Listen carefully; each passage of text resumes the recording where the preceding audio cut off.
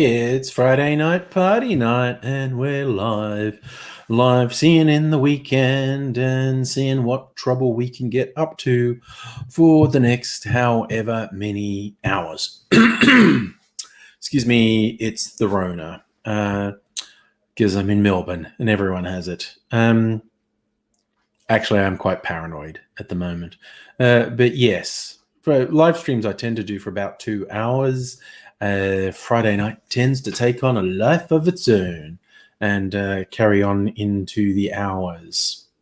Dingle do you like the Ren and Stimpy tie or the title? Sorry, the title. Yes, fucking. It's like I was looking up things today, and it's like Harry Potter's birthday, and well, that's the thing. But then I thought, God, Rowling has conflicted so many people about Harry Potter with her turf fuckery. I swear to God, she is gonna be full QAnon within the year. She's fallen into that thing where, for some reason, she just can't stop herself from saying shit. Where you've always got two choices: you could say shit, or you could shut the fuck up. And she's just into saying shit, slinging shit at some of the most marginalized people in the world. And she seems to not care who she sides with at the moment. She just wants people to side with, and she's siding with some truly repulsive people. And that sort of thing, I've seen a few times, tends to be a downward spiral, and the various bigotries, paranoias, and conspiracies feed off one another. So I just sort of see the writing on the wall. She'll be deep, deep, deep in the stupid by, I reckon, this time next year. Luke, 9 3/4 train fares. There's probably a 9 3/4 platform on Southern Cross. It's a big station. Lots going on there, so you could easily miss young wizards and witches running into bricks and disappearing. But yes. It's kind of like someone whose orders of magnitude worse than J.K. Rowling is the comedy writer Graham Linehan. And I'd quite liked some of his stuff. Like, I was a fan of the IT Crowd. I know he did a couple of things. A lot of people like Father Ted. I never got into Father Ted. But Linehan is just he's such a piece of shit. Petty Wallaby, hello. How are you? How's your man and his bung knee? Saw one or two pictures on the socials. He's quite messed himself up. And he's only a young man. Man, if I fucked my knee, I'd be fucked. That'd be me out of action for about a year. That's what these young folk don't realize. Like, in your teens and your 20s, if you break a bone, like if you compound fracture a bone, it takes you about 6 weeks to recover. If I broke a bone, it would take 6 fucking months. And I'm not saying there's a bone. That's just a thing. I'm not exaggerating, and I'm not acting like I'm special. If you're an older person and you break a bone, it takes for fucking ever to heal and stop causing you pain. So it's one of those things about the forward motion of time that none of us can stop. We slowly wind down. I mean, you hear all these things of people wanting to extend their lives and live longer and all these things, but what we need is to extend vigor, because if you extended life but didn't decrease decrepitude, that would be fucking horrible, because that's what happens. You look at someone who lives the world record holders who live to be 120 now. They're not spraying down, so they're like falling apart, and they're usually blind, and they can barely move. And I love there are exceptions, but it's basically decrepitude continues. So what we need is medical advances that extend vigor and fight off decrepitude rather than just age. Dingle yeah, several friends are conflicted because full-on Harry Potter fans. Yeah, and that's the thing. And you get that really challenging thing of, can you separate art from the artist? See, what's done is done. The past is the past. If you have the books, if you have the movies, that's from the past. I absolutely, categorically would not give J.K. Rowling money. I would not buy anything related to Harry Potter now because she gets money from it, and fuck her. That's just a choice I would make. It's like Morrissey turned into an absolutely horrible piece of shit. I'm not going to burn my old Smiths records, but I'd never buy anything Morrissey put out now. Put it that way.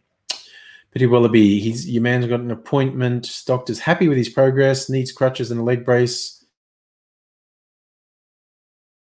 Take it off, sitting or sleeping. He's advancing.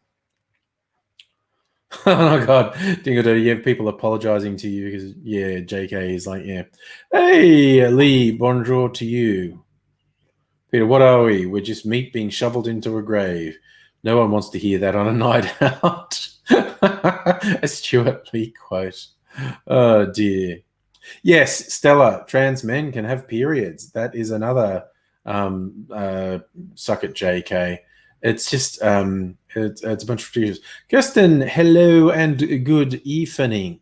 I hope you're doing. I hope everyone's doing well. It's Friday night. Want to let the hair down. I know not everyone's working. I know not everyone works Monday to Friday. I do, and it's Friday, and so it's my weekend. Yes, I sometimes feel, if I focus solely on like the way my world's going, it's being a bit mean to other people, and it's like, no, I get that some people aren't working, and that's and they want to be, and that's a bad thing. I get some people don't work 9 to 5, Monday to Friday. Pete, can we get trans rights in the chat? Absolutely. I'm not sure exactly what you mean there, but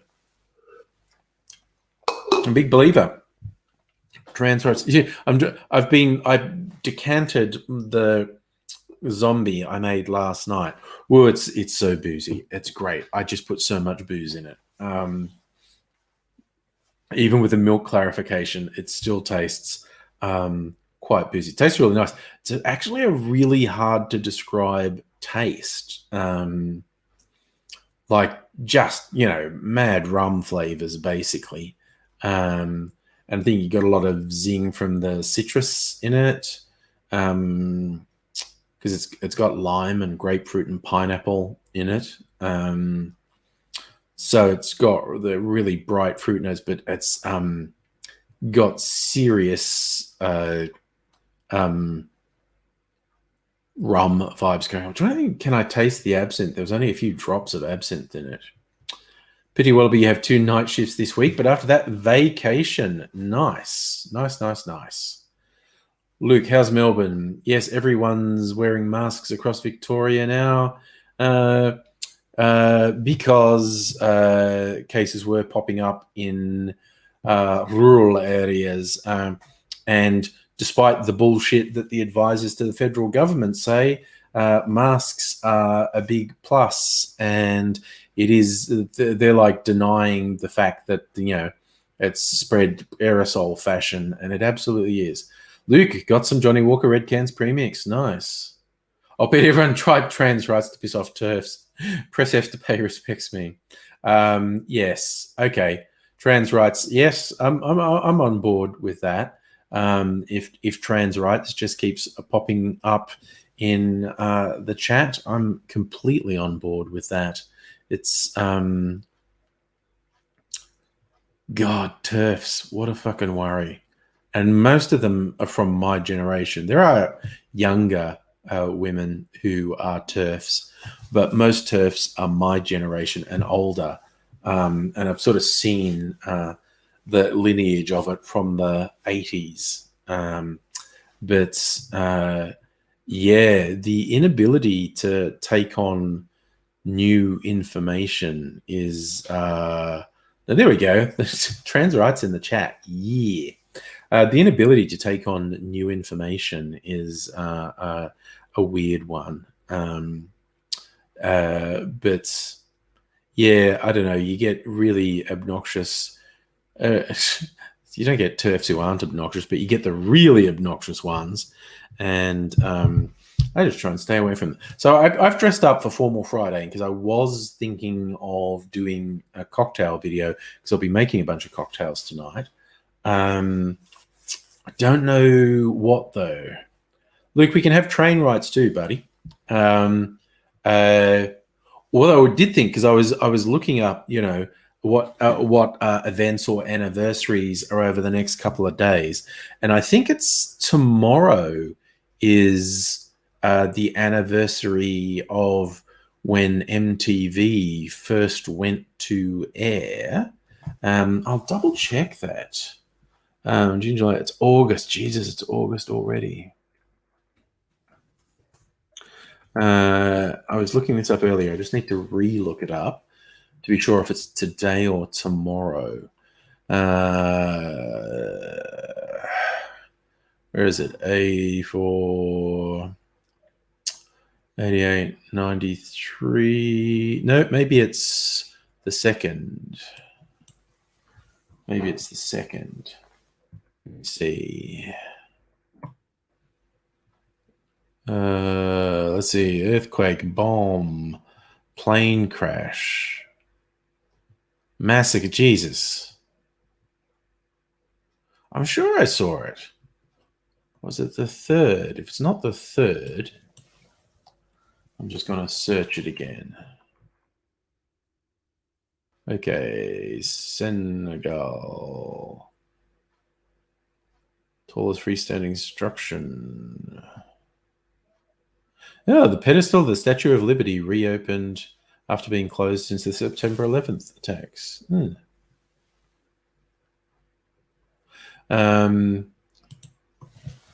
When did MTV start?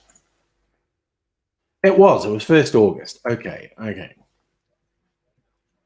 1st August in 1981 was when MTV first went to air.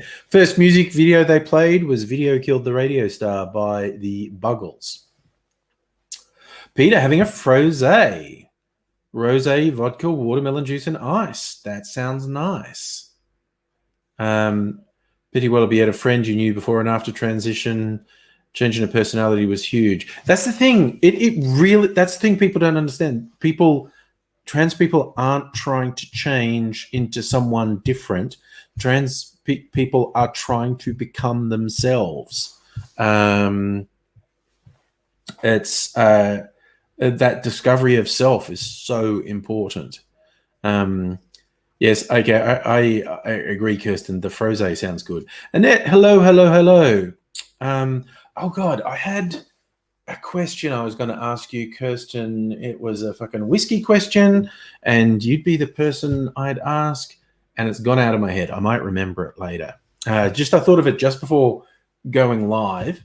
I thought, oh, well, and now it's gone. I don't remember it. But I was thinking for MTV, I'll make an MTV cocktail. And I looked it up online, and there was a really shitty cocktail, a couple shitty cocktail recipes called MTV cocktails. The MTV website had some really shitty cocktails on it. And then I looked up, Video Killed the Radio Star, and there was 1 or 2 cocktails with that name, and they were really shitty too. But then I thought MTV, I could try and use ingredients or spirits or whatever that had those, like MTV. And of course, the things that sprang to mind was maraschino, tequila, and vodka or violet. I've got creme de violet as well. Though that sounds a bit ungodly, maraschino, tequila, and vodka. I mean, you know, vodka doesn't actually do anything flavor-wise if you put it in there. Just makes it a bit boozy. Luke, I have not heard from Aidsy yet. Oh, no, no brown creme de cacao and reservoir. I got some in the Dan's sale, so I got it delivered. I got a whole bunch of the Voc liqueurs because they were only $20. And I got a peach one, and I'd never had peach before because there's a whole bunch of cocktails that call for peach schnapps or peach brandy, and I never had peach. Now I have peach. And I got Advocaat because I haven't had Advocaat for a while, and I like to use it in cocktails sometimes. And I got some more banana because I mostly use them with banana. Dingle Daddy, completely understand. Inner peace you gained once you got your estrogen. And then you got the peach Voc too. Because that, I don't know, Dan's had the Voc on special for $20 for weeks. I also went another one. I got blue creme de cacao and creme de menthe, which were new ones, and I restocked my white and brown creme de cacao. But I'm almost out of the banana, so I've got another banana. You liked my mask photo, Luke? Yes, Mrs. Angry made a mask from a T-shirt that said, like, it had a hazard sign that said, enter at your own risk. So now I've just got this mask that says, at your own risk, across my mouth, which I think is really apt. And she's going to make one or two more out of some of my old T-shirts. I'll show them off when I get them. Peter, Womanizer by Britney is the most watched video in the MTV archive. That's interesting. Something Britney related. Number 2 is the Rick Astley. They're going to give you. No, I'm thinking of literally going with those initials. I have to decide what to do. I mean, tequila with maraschino sounds fine, and vodka wouldn't detract because you're not really going to taste vodka with maraschino and tequila. Conlang, supermarket, Vector, Transmission, Coles and Woolworths, tracking websites. They, the tracking centers, like the distribution centers, are a really high risk one. You're going to get online shopping from now on. Supermarkets are potentially risky. There's no question of that. Supermarkets are potentially risky. It's probably the riskiest thing I do. Go to the supermarket once or twice a week. But it's the thing. Yeah, Peter, you can put vodka in anything because you don't really taste it. Once you put vodka in anything with a flavor, and then all you taste is the flavor. Vodka's there for booze. And vodka on its own has a taste. Not much. It's not supposed to have much of a taste. Some vodkas have more taste than others, and some people can tell the difference between like grain vodka and potato vodka, etc. But once you put, if it's really vodka, once you put vodka in a drink with flavors, all you get is the flavors. Bitty Wallaby, you're waiting to pay at the grocery store. A girl in front of you is complaining about a sore throat. Friends, oh God, her and her friends buying booze for a party. Yeah, no, that will not end well. Okay, masks are mandatory inside where you are now. Okay. No.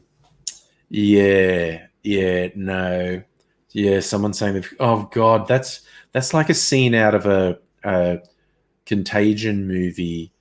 Some young folk getting all boozed up and someone going, I've got a sore throat. I'm still coming to the party though. Like, oh my God, that's just, damn, that's bad. Luke, you finding stuff sold out in Woolworths online? See, I've never tried it. I don't know, as I've never actually tried it.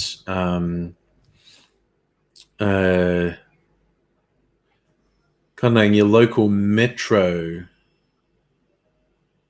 Yeah, local metro wants to do the right thing, trying to do one-way lanes, but spacing. You can't you can't stay away from people in supermarkets. You can try, but there are difficulties. So, trying to think what to have for a first drink. I might have some of the zombie I made last night, clarified zombie. I have a proper drink of it. I have little sips of it that were left in that mixing glass. But I have a proper drink of it. It's very boozy. All right, so I'm going to get this. Okay, get your shit together, son. And get a really big bit of ice.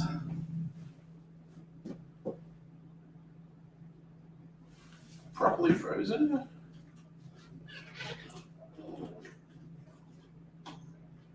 Yeah, it looks properly frozen.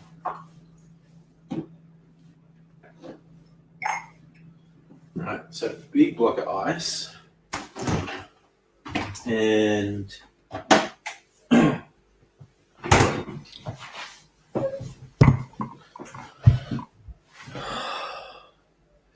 this is my clarified zombie I made last night. Now, this is noticeably darker than a lot of the clarified drinks I've made. A lot of them are a much lighter yellow, even when the drink that goes into it looks opaque, like looks brown or black. And they come out a much lighter yellow. This one's come out much, more amber. Now, I think that's from the Bundaberg 12-year-old black rum. And it's my possibly controversial statement. That makes me think they maybe put artificial color in it. Because when I've done clarified drinks with my blue vodka, my blue absinthe, which is definitely an artificial color, the drinks have come out a really emerald green because the dye that's in the absinthe is so strong. So the fact this has come out much darker, I'll credit that to it's just got this slightly more viscous, silky texture. You can't really see it off the webcam. You don't have enough resolution, but I love it.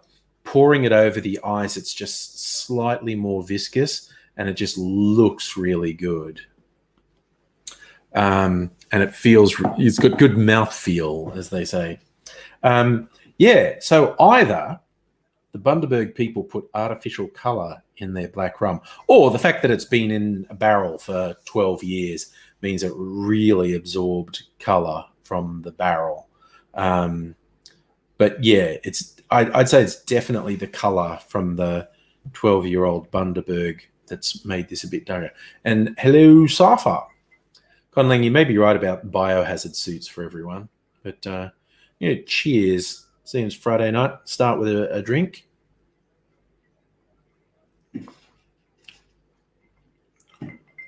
Oh, it's really good. Oh my god! It a lot of the time when I make these clarified ones, I go, "Oh, they're spooky because they don't taste boozy." This one does. Oh my god! It's got so much booze in it. Rum and overproof rum and more rum. It's like,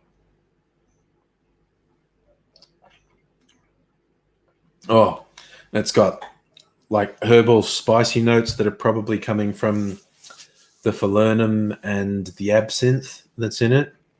Oh my god, it's a good mix. It's like fruity and rummy and herbal, and when I say spicy, it's not like chili spicy. It's like Christmas pudding spicy. So yeah, if your granny ever made a really good rum Christmas pudding, that's what this tastes like. A very rummy Christmas pudding. It's quite sweet too. Conley, does anyone drink pure ethanol? Not if they're smart.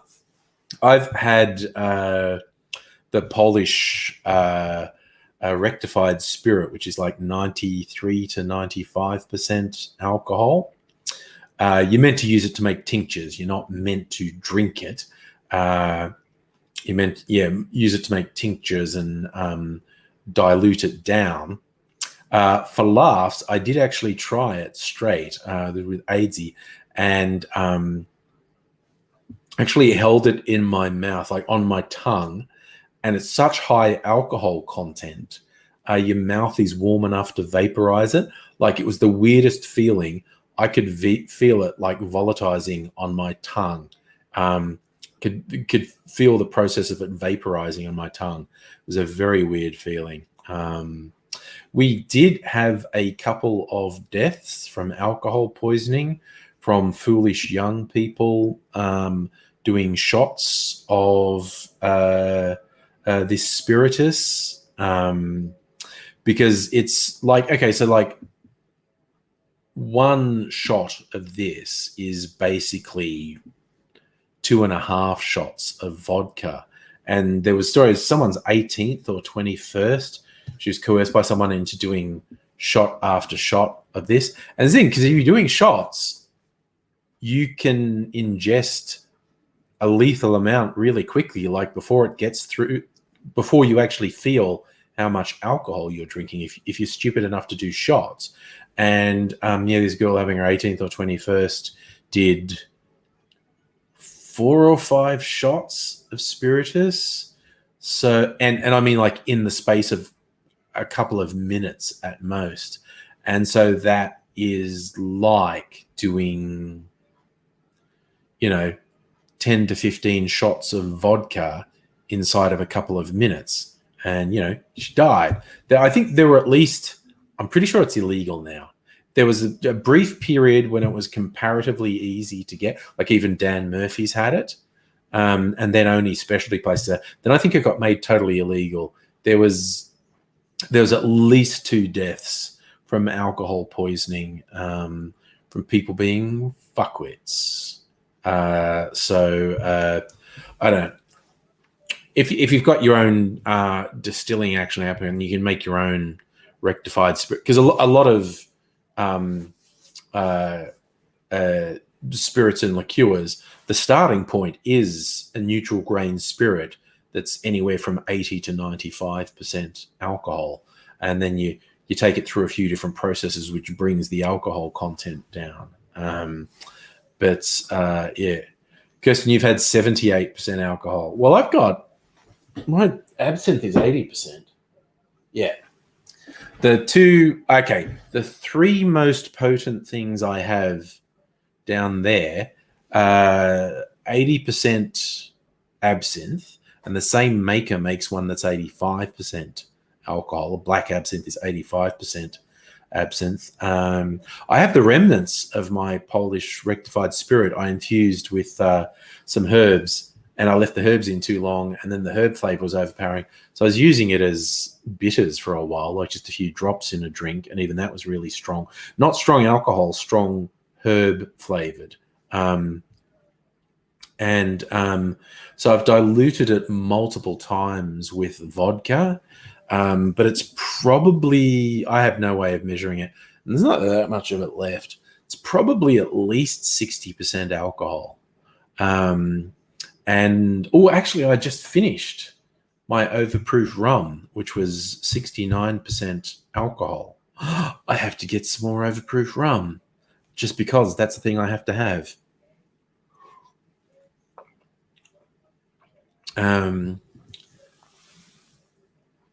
Yeah, what did you think about the tasting 94% on your finger, Kirsten?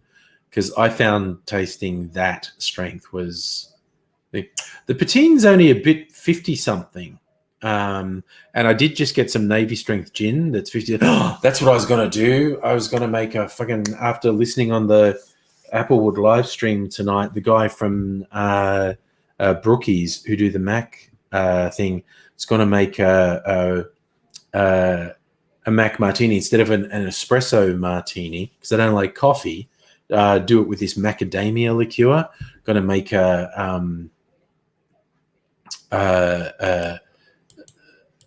fucking high octane martini, but make it with Mac. It's the martini. Okay.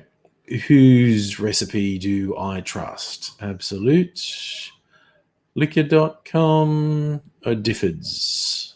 I'll go with liquor.com first. And I'll also look at Difford's because I trust those two for recipes. Liquor.com says 2 Oz vodka, half Oz of coffee liqueur, 1 Oz of freshly brewed espresso. And they have to say simple. I might put some chocolate in it as well. Yeah, brown. Oh, yeah, I'm going to do. They say to make it with vodka. I'm going to do it with the gin. 1/2 ounce of brown creme to cacao and 1/2 ounce of mac, I reckon. What did Difford say? Vodka, espresso, coffee, and coffee liqueur. Pinch of salt. That's an interesting touch. I might put a splash of saline in it. And they both say shake. Okay, it's a shaken. Okay.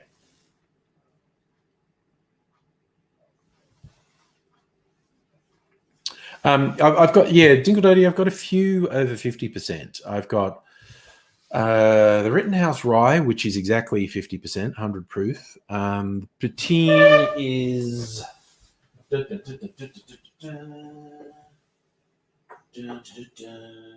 Spirit O Dublin, 52.5%. The Brogan's Way is 57.2%. And Kirsten is personally packing me the latest from Starward, the 100 proof whiskey Starward's bringing out, and I cannot fucking wait. I'm gonna make some good drinks with that.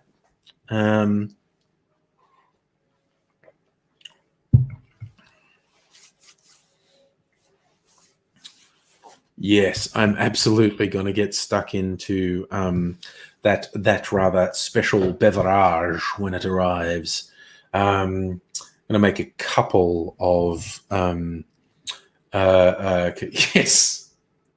Kirsten personally made sure that my order was packed. There you go. Conley, I think you're right. The higher proof alcohols are a bit full on.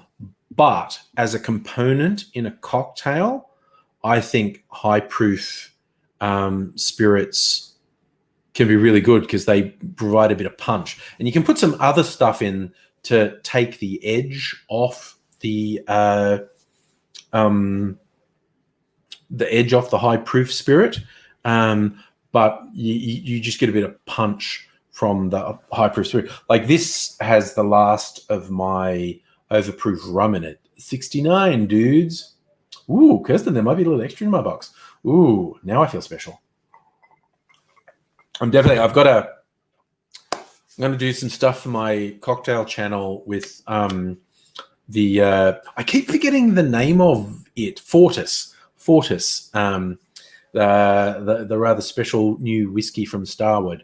Definitely going to do a Boulevardier with it, which I've decided is called the Walkabout, and because it's going to be all Australian. And was it the Rusty Mac that they called, like basically making an old fashioned and putting the Mac in it as well?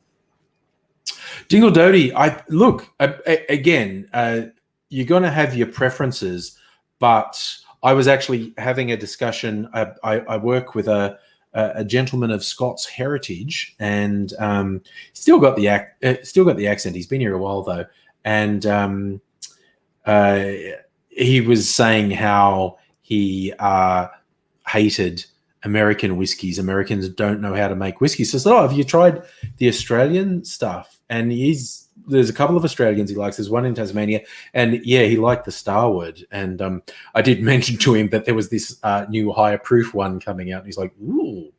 And I said, from what I've heard, the single malt is good too. Luke, no, Peter, 69, nice. You know for a fact that they've done the 69 on purpose. It was a plantation overproof rum. And then, like, they could have gone like, someone might have, I almost picture them in the distillery when they were first doing it. And like they'd aim to go 65% or something. And they were testing the progress of the distillation, and they tested the alcohol content. Someone said, "What is it now?" And someone said, 69. And they just went, nice. And I'm 100% sure that's how it happened. Oh, it's really good. This is probably the booziest tasting clarified cocktail I've made. It's hardly surprising it tastes really boozy because I put a fuck ton of rum in there. And I was half of it. I intended it to be 2 drinks. 2 really strong drinks. I put so much fucking rum in there. All right. But now is the time for all good men to come to the aid of their country. Now, speaking of Oathproof, is the time to break out the Brogan's Way. So I was going to do 2 things. I was going to make a martini. I'm going to make a Mac version of an espresso martini, definitely. And I know what I'm going to put in it.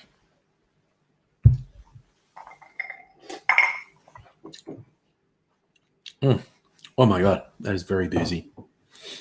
Right, so I'm going to go Navy Strength Gin, 2 ounces, and then half an ounce of brown creme de cacao and half an ounce of Mac liqueur. And so it's going to be a non-coffee espresso martini, basically.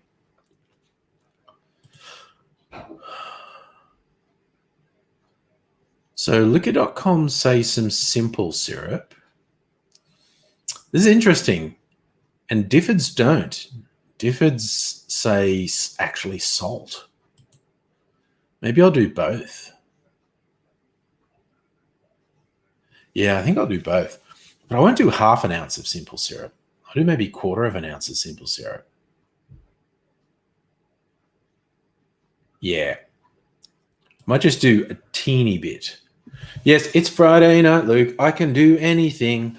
In fact, people are up for the chat. It must be about that time to have the Angry Bunch happening on screen too. So let me know if anyone's keen for that, and I will share the link.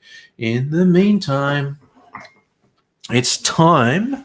It's time to be getting it on. Okay, Brogan's Way. Where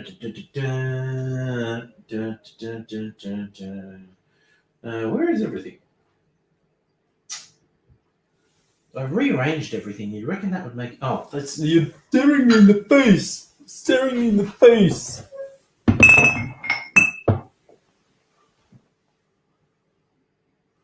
Oh, there you go. Kirsten is letting you know, Dingle Doty. Starwood is actually distributed in the UK. That's some good news for you. Brown cryptic cacao. Okay. Oh, where's my jigger? It's over here. Just rinse it. Make sure it's clean.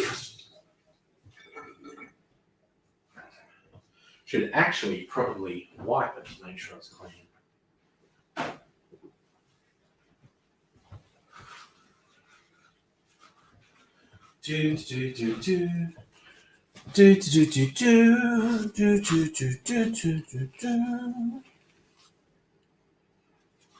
Okay, it was actually clean. I mortified myself a while ago wiping my jigger and got this real stain coming out. Oh, I haven't been keeping my jigger clean, but it's clean.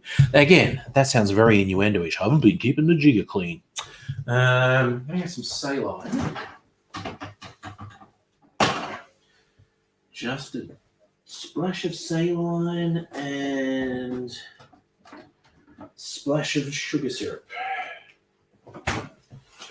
Just making this up. Oh, and I need a bunch of ice because I didn't put my Brogan's Way in the freezer, because that's what some people do apparently. Put it in the freezer.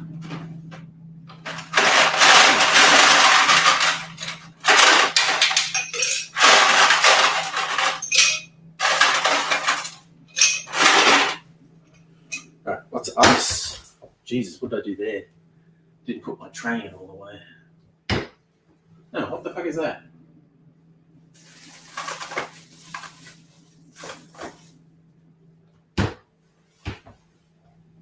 Okay.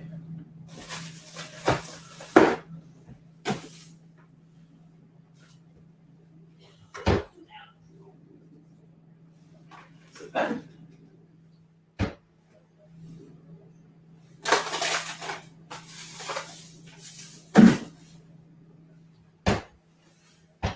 Oh my god, I've gone crazy. There's a piece of ice down there. Okay. That was so weird. Okay. Ice cold gin is the best martini, so I'm going to stir mine down to get it cold. I should have put the gin in the freezer and I could have poured it straight in.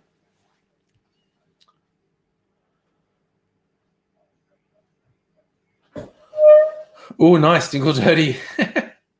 You've spent your birthday money already on some Glenlivet. Ah, well. No harm, no foul. I need a stirring spoon. Just a stirring spoon. Right, so this is a bit of an experiment. Locust Trooper, what up? And Laura, hello. Yes, you're reflected in the title. I couldn't help it. Just as soon as I saw it was Harry Potter's birthday, I had to go, go fuck yourself, JK.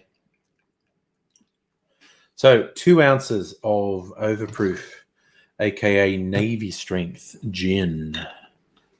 Oh, by the way, Kirsten, I don't know if you saw in the chat on the Applewood stream the other night, like Wednesday night, I asked because I knew because it was in the doing it in the Brogan Ways distillery, and I said, am I crazy that the first thing I tasted in the Royal Blood Navy Strength, first taste was sweetness? And they said, no, that actually makes sense.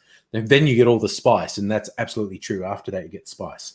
So 2 ounces, 60 mils of the Navy Strength gin, 30 mils of Mac, 30 mils of brown creme to cacao. Actually, not 30, 15 mils. What am I saying? Half a shot. So 2 shots of the gin, half a shot of Mac, half a shot of brown creme to cacao. Yes, Kirsten. Yeah, I knew that was the venue manager who answered, so that made sense. Now, I'm just going to do a splash of saline because they said one of the recipes suggested a pinch of salt. So just a splash of saline, a few drops, and just a splash of sugar syrup as well. Right, I'm going to mix that. Locust Trooper, you had to talk to a tradie and a builder, cost $55,000 to build a second unit. That is a lot of money, my friend. The plan your finances. Oh, I didn't put a freaking glass to chill in the freezer. That's okay. I'll just stir this quite a bit to get it nice and cold. Is that like ASMR, or is that a really annoying noise, me stirring?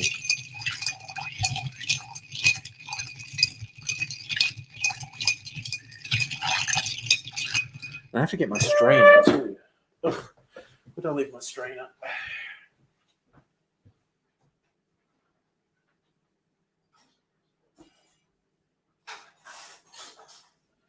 Right, my strainer. Get a nice coupe glass. Oh. All right.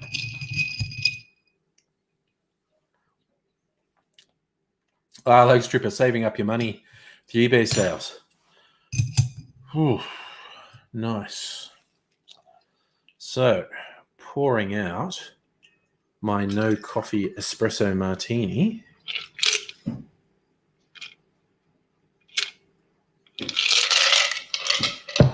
Now, it kind of looks like an espresso martini, doesn't it? It's kind of the right color.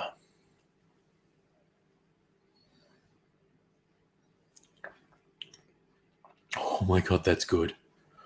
Oof. Yes. Oh.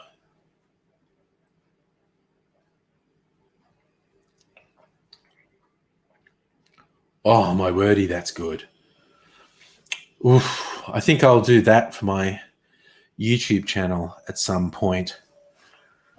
Espresso martini alternative for those who don't like coffee, like moi. A Mactini, yes. Ooh, yeah, but a martini doesn't have foam. You do it with the. You do something else. Yeah, I still have to get Wonder Foam at some point. Locust Trooper, I've heard lots of rumors that house prices are going to drop, mainly because no one's got any money because of COVID and losing work and businesses closing and whatnot. But, you know, we'll wait and see if that really happens. Hell, you know, anyone would be able to afford a thing. Oh, okay. Kirsten just made me look the fool because you're right. An espresso martini has foam. You are absolutely right. So I have to get some Wonder Foam. Can I get that online from Only? That's really fucking good. And because it's 2 shots of overproof gin in there, it's really deadly. Okay, I'm going to look up Only Bitters. Only Bitters.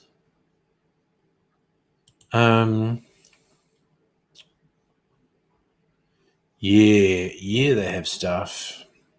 Yeah, they have stuff. Spirits, liqueurs, vermouths, and barware. Featured products: Golden Falernum, Tiki Lovers Pineapple Rum. Whoa, I like the sound of that. Dashfire Bitters Company Lime Bitters. Diamond Ice Cubes. Those sound pretty cool. Well, I've got enough novelty ice cube trays. King Floyd's Orange Bitter. Okay. Ooh, now I just have to look at this Tiki Lovers Pineapple Rum. I'm sure I've seen it in the shop. Not for sale to USA and in Canada's 700 mils, 90 proof, so 45% alcohol. It's bottled in Germany. There you go. A Tiki Lovers Pineapple Rum bottled in Germany.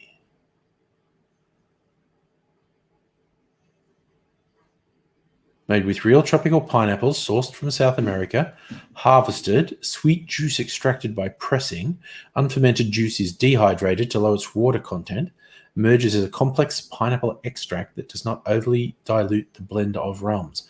Rums composed of aged and unaged Jamaican pot still rum from Hampton Estate in Worthy Park, 3-year-old Barbados rum from Four Square Distillery, aged in former bourbon whiskey barrels, and some young column still rums from both Trinidad and Guyana. So it's a full-on blended rum. Infused with the pineapple extract, allowed to rest for several weeks, gives the sugarcane flavors time to mingle elegantly with the fruity layers of juicy pineapple, all while maintaining the full and complex aromas of the rum.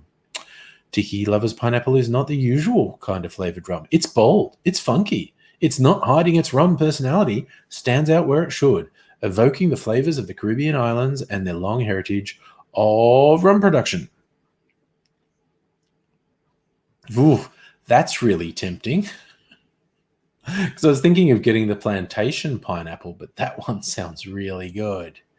Oh, that sounds really good. But I went to Only Bitters to see if I can get Wonder Foam from the website. Wonder Foam.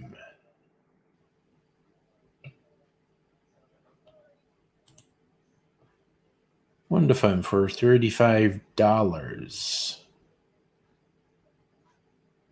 Add 2 to 4 drops of Wonder Foam to your ingredients, depending on size and style of the drink.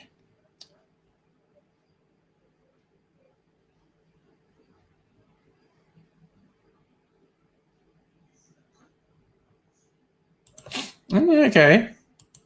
So yeah, I can get it from Only Bitters, and they deliver. Yes. Hey, Charlie, how you doing?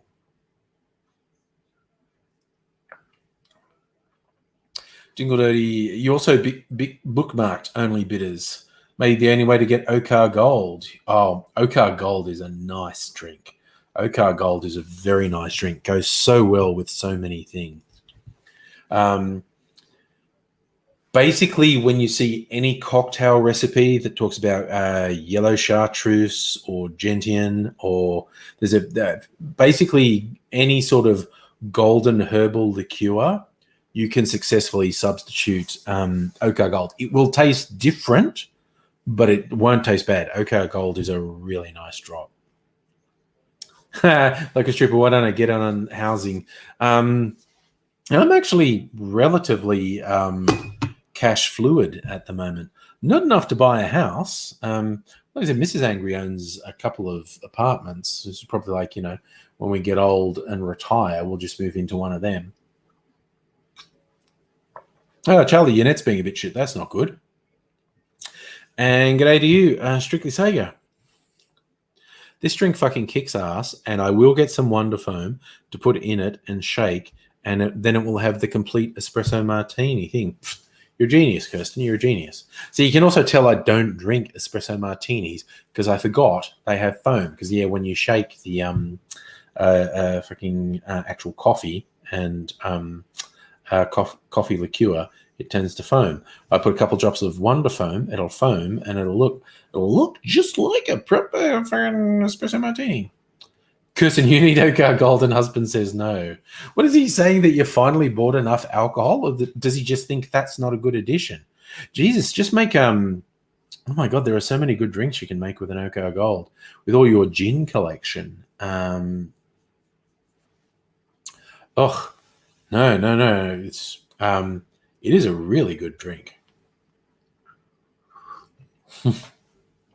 Folks, when I get my retirement pension, still a few years to go, and the way the economy is going, they'll keep pushing the retirement age back further and further. So I've still got a few decades before I get a retirement pension. So I just have a feeling it's going to get pushed further and further back. So we shall see about that. It goes not to get a new husband. I thought he did good things for you. Nobody, good evening to you. I might make a straight martini with the Brogan's Way as well, trying to decide what vermouth to put with it, whether I put the so I've got the Regal Rogue, which is semi-dry, the Maiden Eye Classic, which is semi-dry, or I could do the Cokie Americano, which is like old school Kina Lillet. I have a couple of choices. Wolfer, hello, good evening. Nicely done with the good evening, nobody and everybody. Yes. Yeah, Laura, the fucking politicians get a pension after 2 terms, whatever. Kirsten, you're now reassessing. You might have had a tiny overreaction there. Tiny overreaction. I still have to look. I'm looking for input. I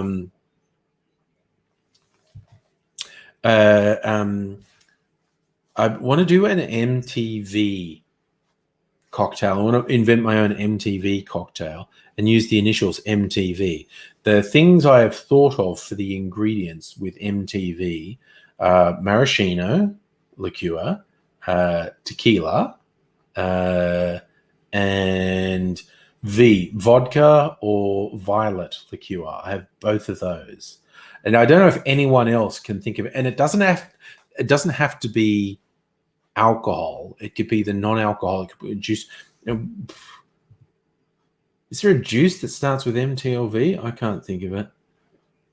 So I'm kind of thinking maraschino, tequila, and I've got the last little bit of violet, an Australian violet liqueur.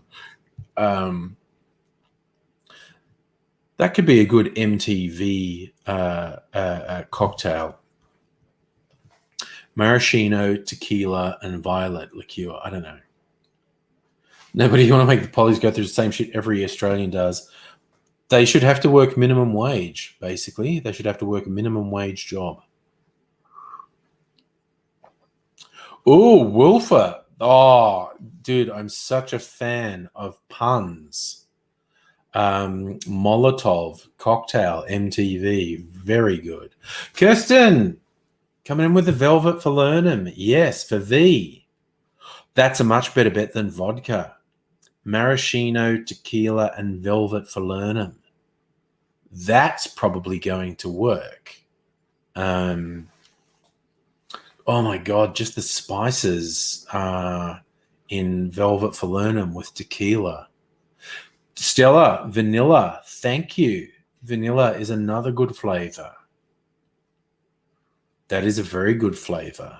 I have some vanilla extract we use for cooking up there.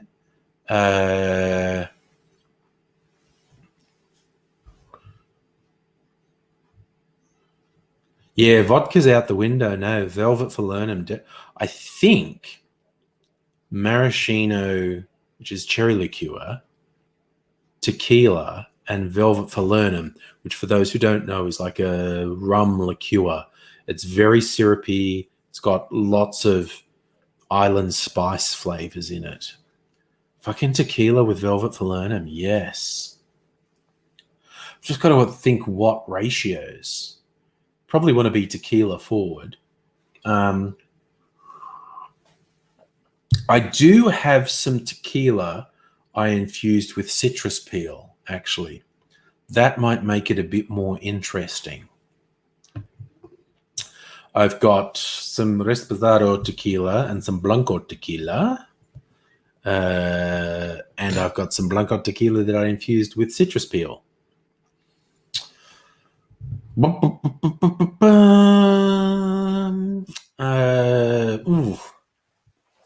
So maybe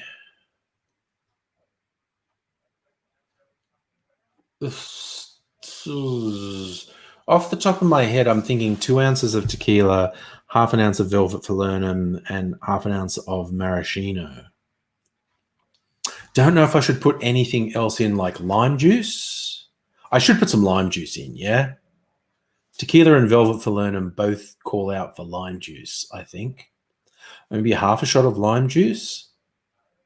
I don't think it needs any sugar syrup because it's got a sweet maraschino cherry liqueur and a sweet Velvet Falernum liqueur. So, like, off the top of my head, 2 ounces. I'm making this shit up. 2 ounces of tequila, half an ounce of maraschino, half an ounce of Velvet Falernum, maybe 1/4 of an ounce of lime juice. I think just a little bit of lime juice. And I don't think it needs a sugar syrup. I could put, I'm thinking tequila, I've got agave syrup, maybe 1/4 of an ounce of agave syrup. That's like being super conservative, wanting to have something sweet in there. But maybe, like, if I'm going balls out and doing 2 ounces of tequila, maybe I want like 1/4 ounce of agave syrup. But that would be fair because agave goes hand in hand with tequila. So I reckon that would work. M is maraschino, half an ounce. T is tequila, 2 ounces. V is Velvet Falernum, half an ounce. And 1/4 ounce of lime juice and 1/4 ounce of agave syrup. That sounds like a good drink, doesn't it? I might put a glass in the freezer. You know, I've never really done a video for my cocktail channel. You think I should taste it first? That's actually that's a pretty good idea, Kirsten. I'll shake that and then give it a quick taste and decide if it needs maybe just a touch. That's a good way to do it. taste it without the agave. And if I think it's like, oh, that's a bit sharp, I'll put as much agave as I think it needs, because I'm fucking making it up as I go along. So the only question is, do I do the silver tequila, the Reposado tequila, or the silver tequila that I infused with citrus?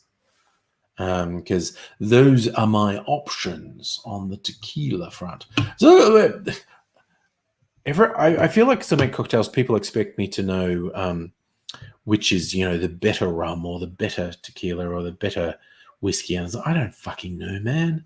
I just mix them up.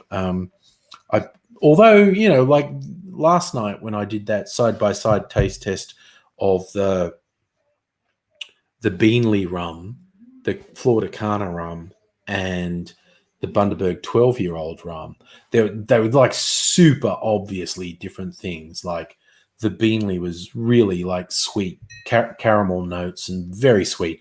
I'm sure they add sugar to it. From my reading, I know the Flor de Cana people are very proudly saying they don't add sugar. So it wasn't that very sweet. It had those funky, spicy notes that a lot of rums have. And then the Bundaberg 12-year-old black rum just was like molasses and chocolate. Again, it had the sweetness, but it wasn't a shallow sweetness like the Beanley. It was this really rich, sort of dark molasses chocolate sweetness. Oh, nobody, you like Teacher's whiskey. Had a few lessons lately. Oh, cool. That's a pun. I get it. I like it. Like a stripper, you checked when your gen gets an age pension. If you're born in the 80s, be 78. You reckon you'll be dead by 78? Jesus, dude, that's a bit fucking bleak. None of us know what the future holds, is all I will say. I've never actually done a video for my cocktail channel when I was already pretty drunk. Could be fun, because I'm slightly drunk now. Had the 2 drinks. What else was I going to do with the Brogan's Way? Just like a straight martini. That's what I was saying before. I have to decide which vermouth to have it with. Either the Maideneye Classic, semi-dry, the Regal Rogue Lively White, semi-dry, or the Cochi Americano, which I think is drier than the others. Which, for those who aren't into bullshit booze language, just means less sweet. Less sweet. Yes, Cochi Americano is apparently made to taste like very old vermouths that aren't necessarily made anymore, like Quina Lillet became Lillet Blanc. And people say the Cochi Americano is more like the traditional Quina Lillet than the modern day Lillet Blanc is. And again, James Bond fans, with his shaken not stirred martini, what he calls for is 3 parts gin. Absurdly, he specifies Gordon's gin. That's some fucking payola right there. But 3 parts gin, 1 part vodka, half a part Quina Lillet. And if you're an absolute fucking madman, you count all of those as ounces. So you make a martini that's 3 ounces or 90 mils of gin and 30 mils of vodka, and another 15 mils of Quina Lillet or Lillet Blanc or Cochi Americano or something like that. That's basically a very dangerous drink. That is a very dangerous drink. And I made one. And I made a video of it. And I did the shaken, not stirred thing. And I actually decided, I know shaken's better because that much fucking booze needs to be diluted. And if you shake the cocktail, it dilutes it more. And it's a bit more palatable.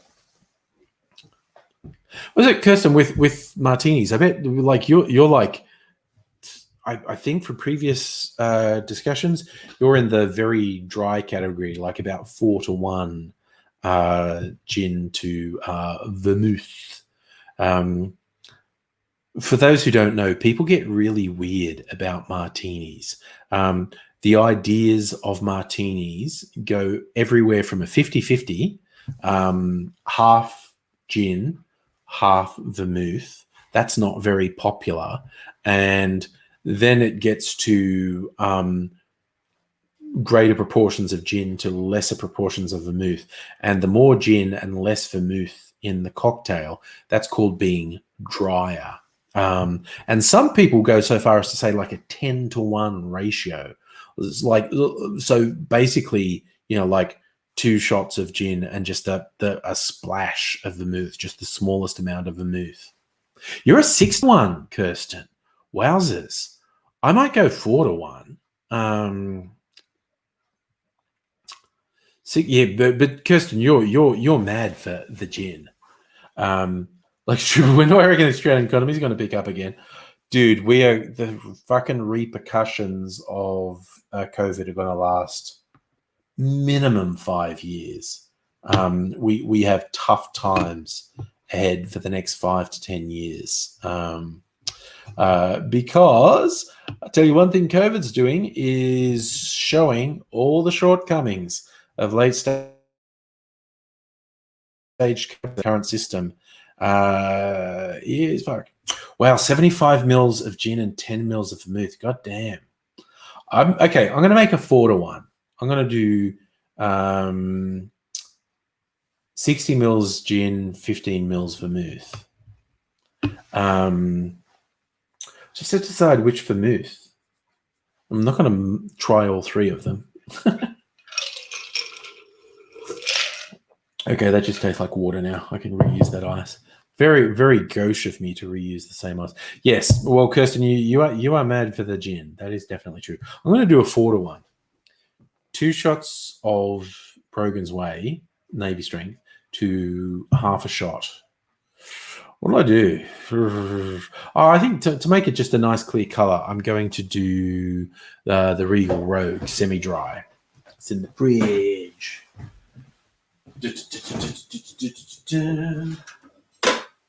Gonna make some more vermouth drinks because it doesn't keep forever once you opened it. I mean, I'm keeping all my vermouths in the fridge because you got to do that or it'll go.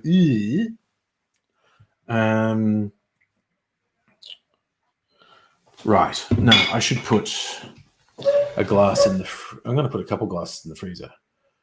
Luxury Greece still haven't recovered. Greece is a fucking shithole. Fucking economically. Fucking coronavirus is just the final nail in the coffin. No, globally, the global economy is going to be knocked to shit about for 5-10 years at least. Charlie, you like extra vermouth and extra olives. Nice.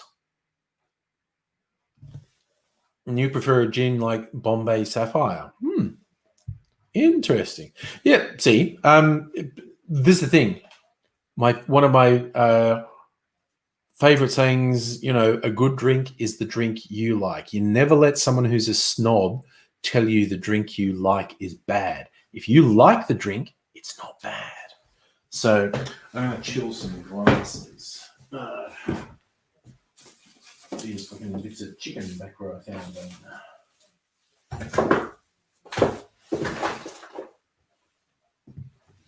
That's so weird. Okay. Chill some glasses. All right. Christ. Don't know how many glasses I'm going to use, but I'm just going to chill a bunch of glasses. And some coupe glasses.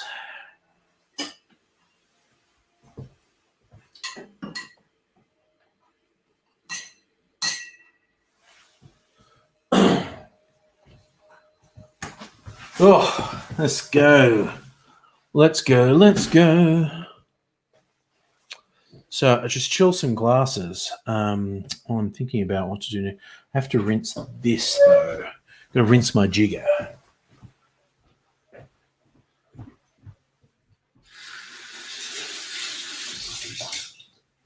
Man's got to keep his jigger clean. You never know where your jigger's been. You got to keep it clean. Kirsten, dear Charlie, let me introduce you to some Australian gins, even better flavour than mine. Oh, okay. I was waiting for that, actually, Kirsten. Charlie, Kirsten is your source of wisdom on the gin front. And I've learned from it. I've now got a selection of Australian gins, thanks to Kirsten pointing me in useful directions. And you'd be able to find a good gin that's probably made somewhere in the area where you live. So you'd be supporting local. So, for instance, this one, it's only a couple suburbs away from me. This is bottled in Richmond, which is just across town from me. The Tiny Bear Distillery gins that I got in a sampler, another Melbourne one. I do also have Applewood, which comes from South Australia, a bit further away. Angry Bunch, AK, husband's given up on the footballs. Well, that's a fucking sign. Copy that to the clipboard, paste it into the chat. So yes, anyone who is in the mood, it's Friday night, it's party night. We can get on and party on.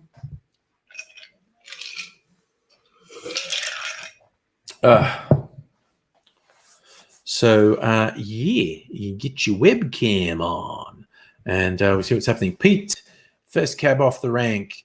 Pete, g'day. Hello, how's it going? Good, man. How you doing? Yeah, not too bad. Yeah, I've got the Frosé that I'm sipping away at. Yep, that sounded really good, by the way. That's a fine bevy to have on a Friday night. Yeah. I on a whim, I picked up some rosé from a bottle shop, just because it's been ages since I had it, and I was just looking. I was like, "Yeah, are there any cocktails with rosé?" And this one seemed very simple, so I was like, "Yep, go for it." Yep, that's a good one. I was just thinking, I've got a nice rosé from when we had a week away. I've got probably 2 good bottles of wine that I got, and I don't know how good. This one was with some food that I ordered from a catering place. You know how a lot of restaurants and places are doing at-home meals now? There's one a couple suburbs away from me is like a event hall with the unusual name of Quat Quatter because it's on a street called Quat Quatter Lane. But they ordered a bunch of stuff from there, and it was really good. And they said, "Oh, and if you ordered over this, you get a free bottle of wine." I'm like, "Cool, we're never going to drink it." Pick from this. Oh, Shiraz. So this, I actually have to look this up and find out how expensive this is. Chain of Fire, which is a great name, and it's got like a black. You probably can't see. It's got like a blacksmith hammering on an anvil on the. Like, nice. It's very Dark Souls. Yeah. So I'm going to go Chain of Fire, Shiraz. Okay. Buying it. Oh, yes, it's classy. It costs $11.90. That's a classy wine. That's classy. Okay, that's probably got to be used in cooking Italian food at some point because no one drinks it. But this one, the rosé from McGlashan's, where Mrs. Angry and I had a weekend away a while ago. It's a winery out past Geelong. McGlashan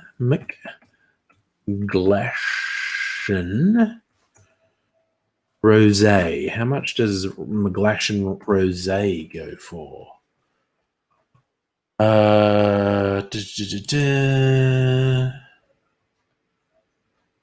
See, this is fucking classy. This goes for over $25 a bottle. Oh, there you go. That's fucking classy. That's when because they have accommodation at their winery now, and you book one of their little, they call them eco villas, and they were very nice. And you get a free bottle of wine. And I don't drink wine, so the bottle's still there. I used to drink a fair bit of wine when I was going through a heavy phase of watching Dylan Moran, and it was just like, That'll do it to you. Ooh, Charlie says there's a billboard near her for Keiki Moon, best gin under $50. There you go. I'm trying to message you. Like Australian gins tend to be more expensive because they're smaller and boutiquey and that type of thing. But it's an exploration. And if you get something crazy like Navy strength, that tends to be much more expensive than the standard ones. But Kirsten is a very good source of it. I have a friend who's just picked up some casual shifts at a distillery called Winston and Quinn in Brisbane. Okay. And he's like, do you want a free bottle? Because apparently the owner's a bit loose with giving away booze. And I was like, I will take anything for sure. I will take a bottle of anything. Yes, that would absolutely be my response. I will take a bottle of anything. All right, get that one out of the way. I've got to move glassware to where I won't knock it over later in the night. Kirsten rates Kalki Moon. There you go, Charlie. There's your hot tip. Kalki Moon, best gin under $50, worth getting. And Kirsten wants a free bottle of Winston Quinn. There you go. So I want free stuff. It's like, I forget one of the cocktail channels I follow on YouTube. She's making a thing. It's supposed to this is supposed to be an artist's drink, and I just commented, an artist's favorite drink is the drink someone else pays for. That's I know artists. Yeah. That's all an artist wants is someone else to pay for it. So when I was back gigging and playing in bands and stuff, it was considered an exceptionally good gig if you got like a drink ticket or two, and it's just that's fine. We get to play and we get a couple of free drinks. Why not? Yeah. That's a hallmark of success right there. Yeah. Absolutely. Right. I think this ice melted a bit. I think I need a bit of new ice in my. Which one will I get? Oh, well, I'll do. Look, I'm going to try and be like the cool kids. I'm going to try and crack some ice, and I always make the worst mess when I do this. So it's like, get big cube of ice and a spoon, and you try and crack it. Actually, that's pretty successful for me.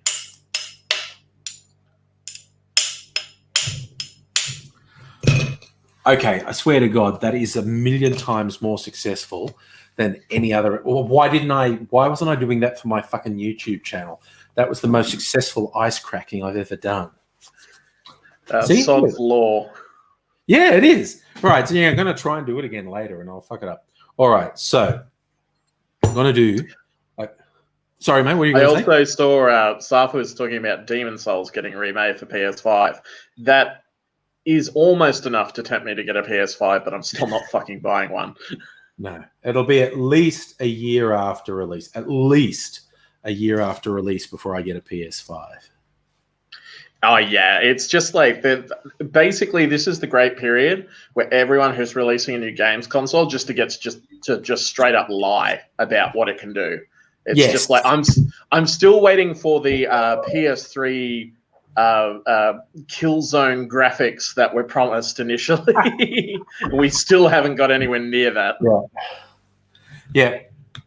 Wolfer agrees. As a gigging muso, the best drink is whatever's on the rider. 100%. And L3's come in with high and trans rights. Yes, absolutely. All right, so I'm making a classic martini now, just gin and vermouth. And because I'm not quite as intense on the gin front as Kirsten, I'm going to do 4-1. 2 ounces of gin to half an ounce of vermouth. I'm going to stir it down a bit because this is the scary high proof. Now, Kirsten's going to join us. Hey, Kirsten. Hey. Hello, hello. Just going to get my stirring noises now as I stir this bad boy down.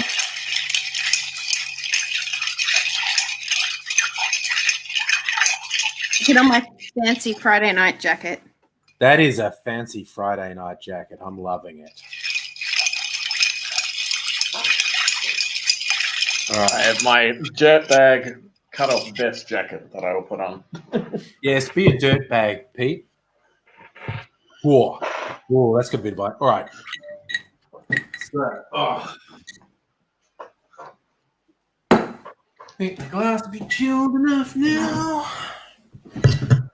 Right. Let's strain that bad. That's it. That's the classic. Sleeveless vest. I decided Still to waiting make, on a And I'm whole bunch working of on a patches. different crochet project tonight.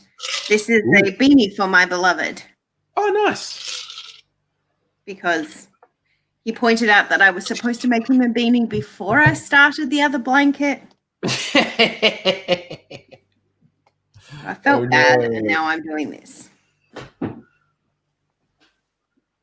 Oh, no. Yes, Wolf has joined in with trans rights too. Good, that's nice. Dingle Doty feels priced out of a lifelong gaming hobby. Yes. So I decided to make this martini with the Regal Rogue Lively White simply because that made it look the coolest. Any of my other vermouths would have coloured the gin, and this is making it the clearest. So Is that loosed up because of the ABV? I think so. I think it has loosed somewhat. Not a bad thing, just something that happens with the higher ABV spirits. Yes, for those who aren't familiar with the term, it particularly happens with absinthe and the high alcohol absinthes. When you add anything to them, they go, like you see it in the bottle and they look really clear, usually green, although my one's blue. And then you add anything to it and it goes really cloudy. And that includes just water. That's called louching.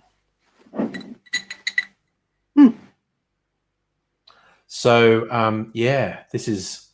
here's to all. My martini glass was too small, so I've got a tumbler. Nice. Trans rights. Trans rights. Oh. See, it's just thing. If I tried to drink, and I had a sip of the Brogan's Way Navy Strength straight, and it's like, okay, yeah, I got that initial sweetness, and then the like spicy notes from all the bloody botanicals around, and then because it's fucking high alcohol, it burned on the way down. I was like, oh, but just the tiniest bit of vermouth and stirring it down a bit so the ice melts in it a bit and dilutes it just a tiny bit. It just takes the edge off it, and oh, that's a serious drink. And it takes the burn off it, and so you're just getting. There are some wild flavors in this. Now I'm tasting the saltiness. They say salt bush, sea parsley, mountain pepper leaf, cardamom. You can taste like all the sort of herbs and spices you'd put in cooking. So Brogan, despite being super young, actually has a master's in distillation, which is quite unusual. Mm-hmm. And she designed the first three. So Hearts of Royal Blood, Evening Light, Everyday Salvation were her master's project. Oh, wow. And so she's 26, which is disgusting because so 26 fucking with a talented. master's. Yeah. Jesus. And she's making this is fucking world-class stuff that they're So making good. at Brogan's Way. Charlie's got dodgy nets, but going to try and join us anyway. So that's good because we like if Charlie and Luna join us on the streams. Ludo, yes, not Luna, Ludo. especially if Oh. it's a banana dog. Yes, Very if Ludo's wearing the banana outfit again.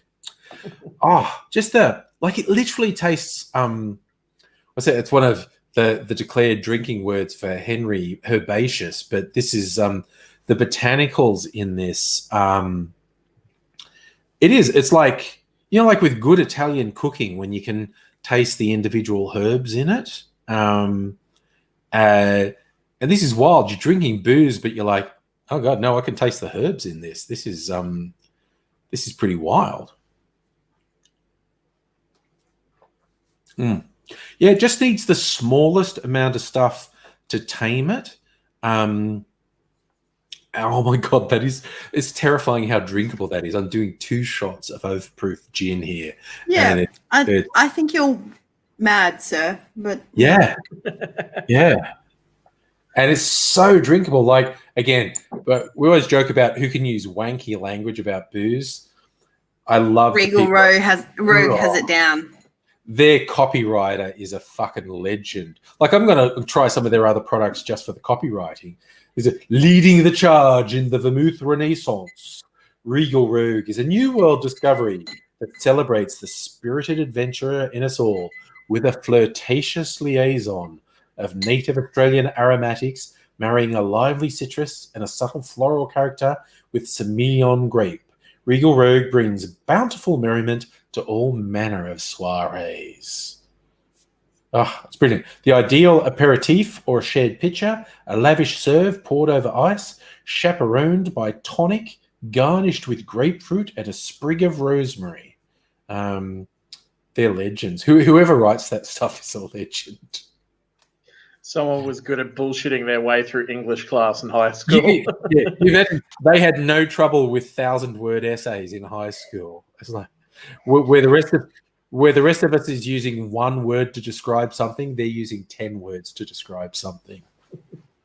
Did I tell you about? So, we wrote some tasting notes for some of our stuff that's going to the US. Yeah.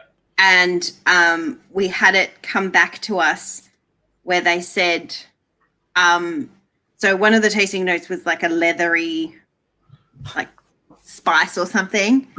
Yes. And the American booze regulators came back and said, how do you get the leather into the spirit? And we're just like, but I think you were telling, our head distiller sent a picture of R.M. William boots. Oh, He's like, yes. That would we be filter it through R.M. William boots. Yes. How do we get the leathery quality into the beverage? We throw some R.M. William boots in the fucking still. It's a different kind of shoey.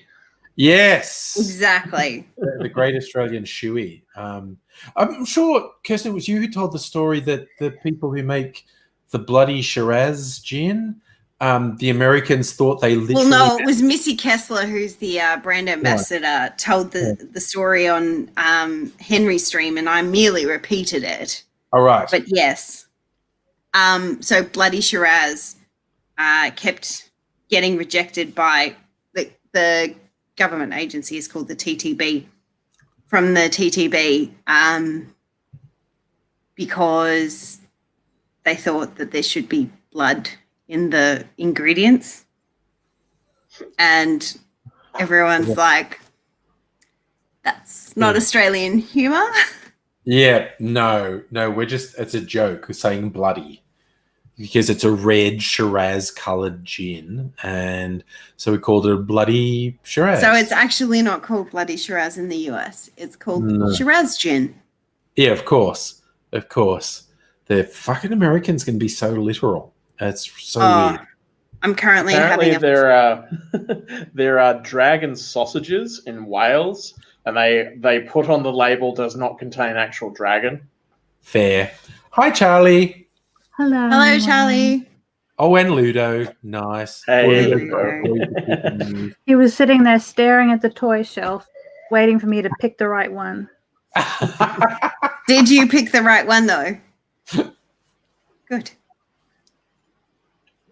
It's all good. I have to use it to lure him onto Yeah. Seems pretty happy with it. That's a good choice. The orange bone. It's disintegrating. All right, yeah. Well, yeah. Big dog loves Nobody, Twitter. nobody, you are absolutely correct. The trouble with toy is America dog-proof. is that it's full of Americans. Yeah. Yeah. Well, if they could fix that, it would be such a nice place. No, I think we don't have any Americans in the stream. Half the time we do. I think tonight we don't have any Americans in the stream, so we can just shit on Americans for a while. They kind of deserve it. They kind And of do. I feel like if anybody was in your stream, they would understand why. Yeah, I think Maybe all the Americans I know are pretty self-effacing, where they go, "Yeah, I know, I'm sorry." They didn't choose to be born there. No, they did not. And No, I don't they hold it didn't. against- I don't hold it against them generally. I It's like think it was earlier on- Dylan Moran who basically said that American people are generally lovely, but it's just that American stupid people sound stupider than any other type of stupid person. There's a sort of 30-second clip going around on TikTok that I've seen a couple of times. And it's a comedian saying like, Americans just do things bigger, right? So we have stupid people, but you elected your our town drunk is in the park yelling at clouds, and you elected your stupid person, or your village idiot, to be president. We did Yeah. elect Tony Abbott, though, to be fair. Very true. Yeah, we've got a bad respect, and as nobody points out, we have a reputation for just weirdly casual racism in Australia. We do. Like, Americans have really aggressive racism. We just have this really casual racism that makes people think it's not there. It's like, oh no, dude, it's there. It's absolutely there. You're just not noticing it because no one's burning crosses or wearing white hoods. But it's there. It's absolutely there. What's L3 Revco Viagra culture? Yeah. Unless you're talking about revolting cocks, I'm not sure what you're talking about. For those who don't know, Revolting Cocks is one of Al Jorgensen's projects, the guy behind Ministry. There you go. Yeah. Oh, 90s industrial stuff. Revolting Cocks are hilarious. I went down a huge rabbit hole. Revolting Cocks. I fucking picked it. Thank you. Sorry.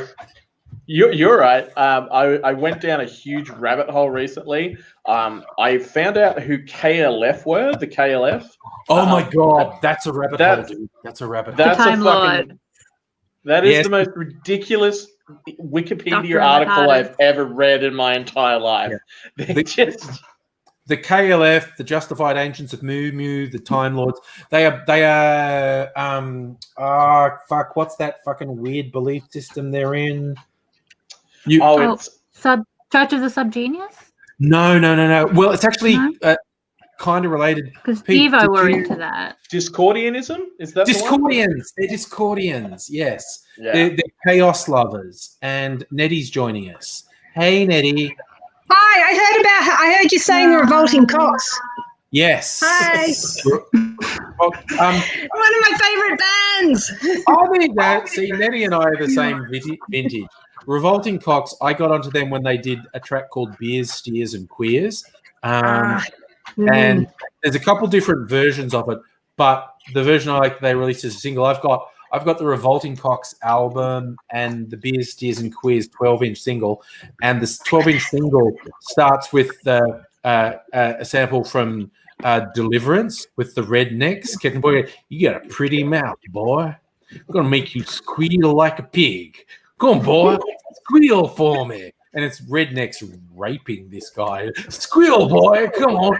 And then there's this fucking kick-ass just snare thing, drum and snare thing going boom, boom, boom. And just this guy with his vocals are completely distorted out, just saying this crazy stuff about being in Texas, and all we've got is beers, steers, and beers. Yeehaw! Yeah, cowboy. And it's just the best. And the album is just twisted. It is. There's when I first heard them when they did "Do You Think I'm Sexy?" You know, the Rod Stewart cover. Whenever I say "Do you think I'm," or someone says "Do you think I'm sexy?" I never hear Rod Stewart. I hear Revolting Fox going, and you want my money? Come on, no. It just sounds so sleazy and good, like But you know, the club that I went to in the 90s, the goth club, they used that as their like fuck off home song at the end of the night. The lights would go up and it's, do you think I'm sexy? Gotta have a room clearer. Fox the Fates come in just them talking about 12 inches, which they think is very fitting. L3's got a single, fucking Revco, and their second album, there's a really funny track on their second album where it's like, who's your favorite cock? Dun, dun, dun, dun. And it's like this black dude just talking about the different guys in Revolting Cocks, and he's just going like, Big Daddy Jorgensen, yeah, he's a bad motherfucker. Big Daddy Jorgensen, he's gonna fuck your shit up. Fuck him. Fuck Big Daddy Jorgensen. And it's just the weirdest. It's just this bass line going under the whole thing of this guy just talking about everyone who's in the Revolting Cocks and why he doesn't like them. Is it COCKS or COX? Yes. No, COCKS. And apparently, okay, I know what I'm looking up this weekend. Yeah. Apparently, what probably gonna not use my work laptop though. No, not your work laptop. But apparently, what it comes from is like Al Jorgensen and some of his friends being really obnoxious drunks in a bar in Texas, and the bartender just going, "You fucking guys, you know I like you, but you are always just such revolting cocks when you're in here." And they took that for a band, and so they started a band called Revolting Cocks. Because that's what the bar. Fox, how you doing? Oh wait, I can't see you. Yeah, my webcam's doing that thing again where it's not working. Oh, that's okay. You can talk to us. No. Okay, I'm super fucking drunk. Oh Jesus, I just drank a 2-shot overproof martini really fast. You've drank 4 shots of like full strength gin. Navy strength. And I also had half of my zombie, which had overproof rum in it. So that's bad. That's bad. You're a bad man. Bad. Hey, I should set up now's the time to make a video for my fucking YouTube channel. Do the MTV thing, the maraschino, tequila, and Velvet Falernum. Yeah, that's right. I can't believe that you didn't pick Velvet Falernum, considering how often, like, you say Velvet Falernum. In my defense, I'd already had several shots of alcohol. I mean, I'm just saying. L3 and Nettie and me are just, we are all deep in the Revolting Cocks territory, basically. It's just terrible. Sounded dirty. It's hard to not sound dirty with Revolting Cocks. I mean, because you get all those crossovers. Al Jorgensen was in Ministry and Revolting Cocks, and you get the guy Jim Thirlwell, or also known as Jim Fetus, who released all this fucking weird shit under various permutations of Fetus, like scraping Fetus. I remember hearing of them. Yeah, and he also worked with Lydia Lunch, who was like a post-punk sort of woman. He has this album called Wise Blood that he did with a guy called Rolly Moserman, which is the darkest fucking shit I own. It's like, okay, track 1's about a serial killer. Track 2 is about it's basically each track gets consistently worse. They're just about serial killers, and it's just like the darkest shit. It's It's like, like the Beast Suburban. Like the Beast Suburban's first album was kind of jokey, dark shit. Mm. What was that song? You think I'm psycho, don't you, mama? I don't think they wrote that because everyone and their dog's done a cover. I think that's a cover, but Tex doing the Okay. song. Tex does it so well. You think I'm psycho, don't you, mama? And it's this old country and western song where the guy talks about, the girl from down the street, and then it makes it clear that he's murdered this girl from down the street, and he goes, And "You she's think haunting him. Yeah, she's horny. You think I'm psycho, don't you, mama? And the final lines are, you think I'm psycho, don't you, mama? Why don't you get up off the floor? And it's just like, oh, God, he's murdered his mother as well. Jesus, what the fuck? Who puts that into a song, for fuck's sake? It's pretty light for my taste of music, Angry, because I love Church of Misery, who are from Japan, and all of their songs are named after serial killers. Like, it's just you're into like death metal though. So. Oh yeah, Church of Misery are a bit more of a they're more of a doom metal kind of very Sabbath inspired kind of bands, and they're really fucking cool. But yeah, like speaking of fetuses before, I have seen Dying Fetus live in concert, and they're fucking amazing. Oh, L3's just gone left field with Ryuki Sakamoto. I love Ryuki Sakamoto. He was in Yellow Magic Orchestra, 80s Japanese sort of fucking techno pop band, and as the two, what's the other guy? Yukihiro Takahashi did some really great pop stuff. Ryuki Sakamoto most famously did the soundtrack for the movie Merry Christmas, Mr. Lawrence, which is absolutely beautiful. Again, tip for the kids, look up Merry Christmas, Mr. Lawrence, or the vocal version. There's a song called Forbidden Colors that was done to the music from Merry Christmas, Mr. Lawrence. Ryuki Sakamoto does great electronica. I haven't seen Earth, though. Like, were we separated at birth? I think at this point, Nettie, me, and L3 were all separated at birth. We're all into the same thing. Yeah. I was just about to say Warren Zevon, Excitable Boy. Yes. I love that song. Warren Zevon, great music. Roland just the an excitable boy, they all said. Yes. Excitable boy. Werewolves of London, such a fun Warren Zevon was great. He's dead, I think. I think he died relatively young. David Sylvian, the guy who sang at L3. Yes, David Sylvian. L3? Did someone say L3? Oh, sorry, I was L7. I was thinking L7. Pretend that we did. Oh, L7 were a great band. They're fucking amazing. I love L7. But speaking of Japanese artists, I have seen Merzbow live, the Japanese experimental noise artist, and that was the loudest fucking gig I've ever been to in my life. Like it like everyone was advised to wear earplugs before it started, and it was very well worth it. I just sat down on the floor at one point, and it was like getting a massage from the low frequencies. It was so fucking unreal. It was mind blowing. Yeah. It wasn't even the cheesy stuff. What's the Baby Metal? I think I love. Baby Metal. Oh, they're good. Great. They're fucking great. Yeah. I love Baby Metal. And they released like the early stuff I really liked. Then it was like, but they released one last year, and I forget what it was called, but it absolutely fucking kicked ass. Okay. Now I'm compelled to look it up on YouTube. See if I can find what it was called. But Baby Metal generally I like, but they released this one last year that was fucking diabolical. Like one of their early ones that was really good is Gimme Chocolate.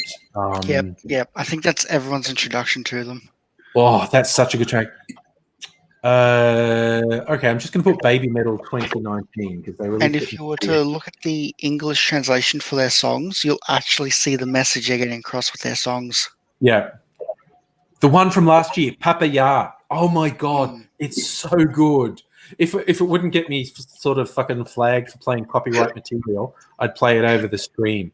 But if you Baby Metal's track from last year, Papaya, I think it's the best thing they friggin' did since the Gimme Chocolate. Actually, I fucking love it. And there was a funny thing where Rob Zombie toured with them. And he posted like a picture like on his Instagram or something with the girls from Baby Metal, and all these dickheads started saying, "Oh, dude, that's so lame." And Rob Zombie's just like, "Fuck you guys, you don't know them. I've been with them. They rock harder than anyone I've known in the last 20 years, and you all suck." Okay. Just rock all those gatekeepers in metal. Baby Metal are fucking awesome. Like, just, you know. Yeah, there's another band. They're not metal. They're actually rock, but they're called The Who. That's HU. Not. Oh God! Yes. The Who Oh my earlier. god! I've been seeing them on TikTok, and fuck me, so good. Yeah, My camera. I love here. how That's- they use one of the traditional horsehair violins and throat singing in their music. That's just Oh, hang on. I think I've heard of them. I think I've heard them play. Yeah. Oh, yeah. Yeah, I that's think they were really used cool. for the new Star Wars game that came out a were, little yeah. while ago. Yeah, they were on the soundtrack for that, which is really cool. they wrote a song specifically for them to sing. Nice. The song they sang was written for them. Very cool. So yep, it's definitely a good one. They're pretty good too. They get me in the mood when I'm playing Crusader Kings 2, and I'm like, you know what? I'm gonna do a Mongolia playthrough and try to take over. I'm just playing Wolf Totem in the background, just going, yep, this is happening. It never happens. There Why is did someone they who make I'd recommend a called camera? Tanya Tagak. I'm probably pronouncing that entirely wrong. That it's Tanya Tanya, and Tagak is spelled Tagaq. And she does traditional Inuit throat singing, but it's like really like heavy metal and punk at the same time. It's fucking fantastic. No, yeah, I I'll have was to check listening her to out. the Who earlier tonight, just by weird coincidence. They did a song for one of the Star Wars games. Yeah, we'll Yeah, just. We've already mention- covered that. Oh, you've covered that. Sorry. Yeah, we've already covered it. Yeah, you go make your drink angry. We're holding down the fort. Don't worry. Exactly. Good on you. Yeah, no, but by super weird coincidence, I just stumbled across that tonight, and because I'd listened to the Who before, and YouTube's algorithm is really funny.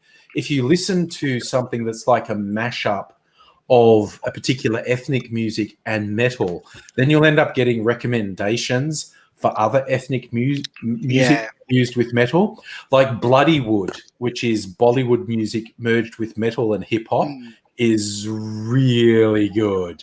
The particularly one track they have is called Ari Ari Ari.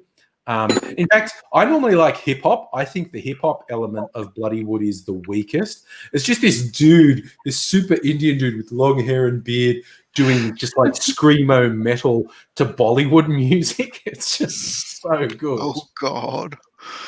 That's really worth looking up. Bloody Wood. L3 likes Moon Go-Go Pinball. Okay. Safa's part Mongolian but can't throat sing. Aidsy can actually throat sing. Aidsy is actually really good at throat singing, which is a Why weird. doesn't that surprise me? Yeah, it's a weird Oh, fucking talent he picked up. Yeah. But I can I'm just imagine him doing it. Yeah, I'm not shocked by it. And there's a New Zealand band that sort of merge metal with. They sing in Maori. They look super white, but apparently at least some of them have Maori blood. I think they're called Alien Weaponry or something like Yes, that. I've definitely Alien seen them Weaponry. around. They're really like young looking as well, aren't they? very young looking, and I like a bunch One of of them's them. a redhead. Yes. Yes. Yeah, you Yeah. don't forget that Yeah, when you 'cause see it. you listen to one thing on YouTube that's a mashup of ethnic music and metal, and it recommends all this other stuff that's a mashup of ethnic music and metal. But I found an amazing mashup of Deftones and Britney Spears the other night, and I was amazed at how well it worked. I was just like, there is an alternate universe where Britney Spears is singing for the Deftones, and I fucking love it. One of my favorite mashups. One of my favorite mashups was Lady Gaga's Judas with Judas Priest, Painkiller. Oh, that'd be amazing. It's really good. I'm going to have to look that one up because I really like Lady Gaga. She knows how to spin a tune. Yeah. I'm a big fan of DJs from Mars who do dance mashups of 3 or 4 or 5 artists. And they do a lot of current pop, which I don't even get because I don't listen to American mainstream pop. I listen to a lot of sort of indie Australian pop, but not American mainstream. But they do a lot of classics as well, and possibly my all-time favorite. I'll just, again, I'm going to look it up to make sure I get the name right because they're quite funny with the name. Okay, so it's DJs from Mars. I'm going to grab another drink. I'll be back. Go for it. Yes. They have and they've got a lot of good mashups. Probably my favorite one they call "We Will Kill the Breath of Bangarang," because it's a mashup of Queen doing "We Will Rock You," Rage Against the Machine doing "Killing in the Name of," Prodigy doing "Breathe," and Skrillex doing "Bangarang," and it is fucking amazing. Just the way they mash, and you sort of see it coming when it's crossing over from one to the other. They are really good producers. They are very good. Okay, what do I look up? What do I put in the search? DJs from Mars. What from Mars? DJs, disc jockeys. Oh, DJs from it's the first thing that comes up. Yeah. Okay. And if you want to see that specific one, just say DJs from Mars Queen and it'll come up. But you'll see if you just search DJs from Mars on YouTube, you'll see a shit ton of their mashups come up. And just look and say, oh, I kind of like those ones. I wonder what they're like mashed up together. And because they've got dozens of videos up there. But the L3 says Bong Ra was a support act with Ministry. Woo, okay. Oh, there you go. It's L3's in the Netherlands, and because it's daytime, not drinking booze, just doing coffee and a which is nice. So civilized. That is Stella. Stella's been the medieval style one. I'm getting those recommendations too for some reason, Stella. Someone who plays modern songs on medieval instruments. I'm getting those too because I listened to one that a friend linked to, and I get. Yeah, and I like them. I have to admit, I like them. They're good. Playing modern songs on medieval instruments is quite good. Yeah. But have you ever seen Ministry live, Angry? No, I'm too scared to go to a fucking Ministry. I saw them once at the Big Day Out in Sydney. Yeah. And it was surreal. Yeah. Bjork had just finished. Yeah. And so the crowd went from one stage over to the other, to the next. And then they made us wait and wait and wait. Not as bad as Guns N' Roses, but they still made us wait. Yeah. And the band will come on when you start lighting fires. So started lighting fires. Okay, yeah. Which is what we learned at Guns N' Roses. Yeah. But this was so cool. It's absolutely chock full of goths and rivet heads. Yeah. And the little fires are making little whirlies. Yeah. And they're starting to dance around the fires, and it was just perfect. And then they just walk on stage, go, let's get to work. Yeah. And just went straight into Supernaut. And it was just amazing. It was awesome. And friends of mine had to leave early because they actually had to go to work. Oh my God, that would be so weird. Going from the gig to work. That would be weird. And they heard Ministry start up all the way up at Taylor Square. So you know where Taylor Square is, and you know where the showgrounds From the are. showground, yeah. Yes, they heard them. Jesus, that's wild. Yeah, no, I think probably the roughest, wildest gig I went to was probably the Pogues, and they were good natured, but the mosh pit for the Pogues was so packed. All these sweaty young men. This is in my early 20s. All these sweaty young men pressed body to body, and I'm only 5'8", right? So I'm stuck between all these guys who are bigger than me, and you press body to body, and everyone's pogoing, and so I'm involuntarily pogoing. And at a certain point, I'm going, "Oh, my fucking feet aren't touching the ground. This is bad." I've gotten wedged between these bodies of guys who are taller than me, and I'm actually stuck between them and going, "Oh shit, my feet aren't even on the ground. Oh, this is going badly." And that's happened to me at the Horden Pavilion. Sweatiest I've ever been. That was at Petersham Town Hall, I think. I used to live in Petersham. Yep. Fucking sweatiest I have ever been was at a Pogues gig. So yeah, I've ever been was at an Anathema gig in London. Oof. And it was like 30 degrees outside. Yeah. And inside it might have been 45 degrees because the Body place heat. absolutely But jam-packed. smelly too. Mm-mm-mm. Oh yeah. It started as like death doom metal and has gotten like more prog rock now. Yeah. And but yeah, and then we went to the bouncer. We're like, "Can we like have a pass out?" And they were like, "No." We're like, "Can we go stand in the smoking section?" They're like, "Are you gonna smoke?" And we're like, "No, we just need some fucking air and to cool down." Yeah. Like, no.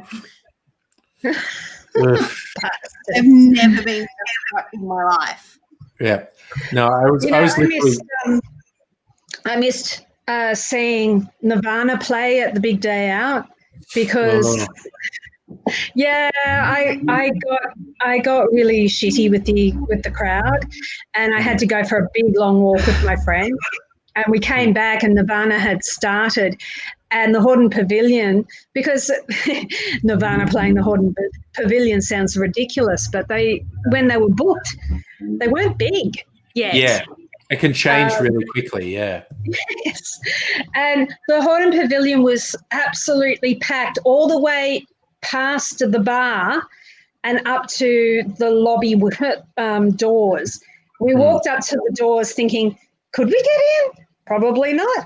But there was this like wave of hot, sweaty air coming out of there. Like, you would not believe it. It was, Yeah. So we walked away and picked on Henry Rollins and laughed at him for his silly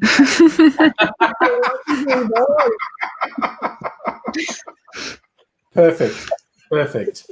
I think the second sweatiest I've ever been was Midnight Oil at the Horden Pavilion. Red Sails in the Sunset tour. Yeah, I saw them live twice. But yeah, the Red Sails in the Sunset tour, which was that would have been great. It was a very, and I was at the front, man. I was at the front and just getting crushed at the front, but loving it. You know, it's just like fucking mad. There's like some really drunk and/or stoned girl had managed to get away right to the front, and the rest of us were trying to be really good, like trying not to crush, like hands on the stage like this, and like she's between them, like try not to crush you, but I can't. It's a lot of people. And she's just someone who's, when you're in a gig and there's someone who's so drunk or stoned that they're actually oblivious to what's going on, and it's and probably overly dehydrated and heated and just just sweating like piggies. Yeah, I went to I'm not sure whose concert it was, but I've still got a lump on my head from it, from the mosh pit. Could be in Alice in Chains or Body Count or Suicidal tendencies, I think, maybe. Something very 90s anyway, yeah. Yeah. I managed to give myself a pretty nasty black eye once at just like a local all ages gig when I was a teenager because I was headbanging and I accidentally came right down on the corner of one of the stage monitors. Oh, shit. Oof. Oh, ow. Yeah, I got a bloody nose at February, Primus. and I've fucked up my shin like completely. And I tried to like get up off the floor because I was sitting on the ground because that's a normal thing that you do. And I rolled onto my leg and like the excruciating pain from rolling onto my leg, I was just like, Oh no. Oh and then no. an injury that I got in February. Oh, Sorry, what? Literally, I did it in front of my boss. He's like, you should probably go and see some sort of medical professional about that fucking shit.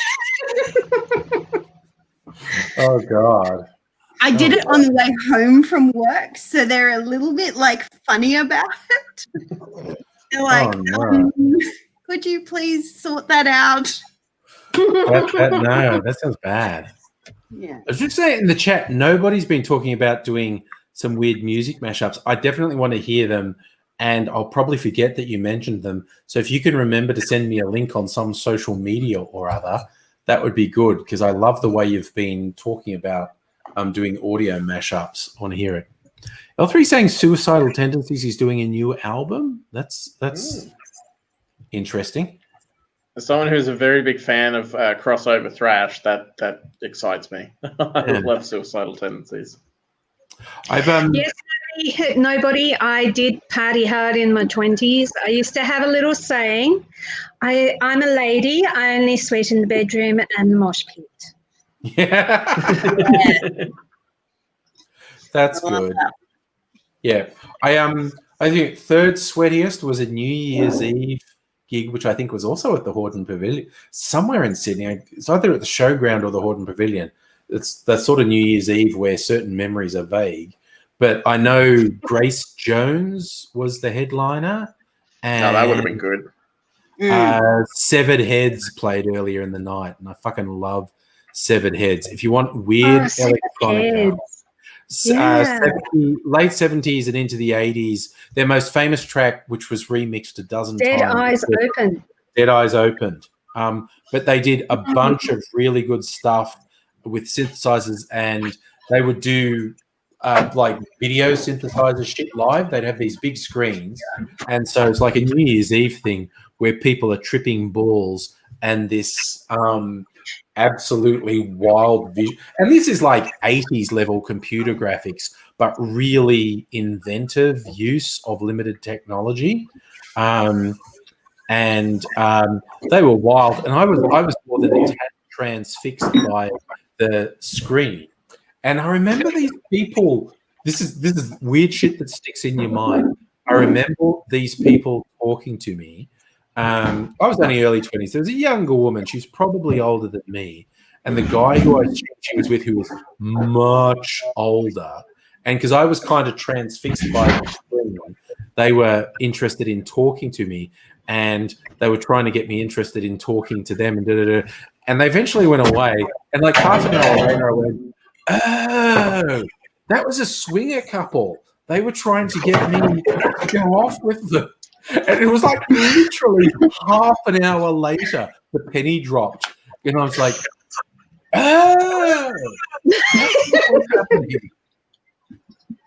And they probably thought, okay, no, I wasn't interested. But it wasn't so much that I wasn't interested, that it just wasn't registering. And it was like literally half an hour later, I went, oh, that was what was happening. Oh, Jesus. Okay. Weird. Okay. No, that not that I'm into guys at all, but that guy was way too old anyway. But it's just like that was, and it was so weird to look back and go, oh, they were trying to get me interested, and all I was interested in was the big screen with the flashing colors. And it was like, and they gave up on me after 10 minutes, and I was like, oh Jesus. Okay, that was fucking weird. Speaking of going to gigs where people are tripping out, someone who isn't me may have taken some LSD before going to a Porcupine Tree show, who are a really cool prog metal band from the UK. And someone who isn't me was not aware that they have a completely multimedia aspect to their show. Where they project all of these kind of David Lynchian kind of music videos behind them as they're playing. And that someone had a very good night indeed. Yeah. Yeah. Another one I had, but what? I have some presents that I. What you got now? That's Brogan's the one that's Way. up, the passion fruit, Brogan's Way. And because I'm that girl, I bought its friend. Oh, the passion fruit husk gin. Kirsten and I always go on these live streams. They're on Monday, Did you just make them kiss? Yeah, make them. They're best friends. Make them kiss.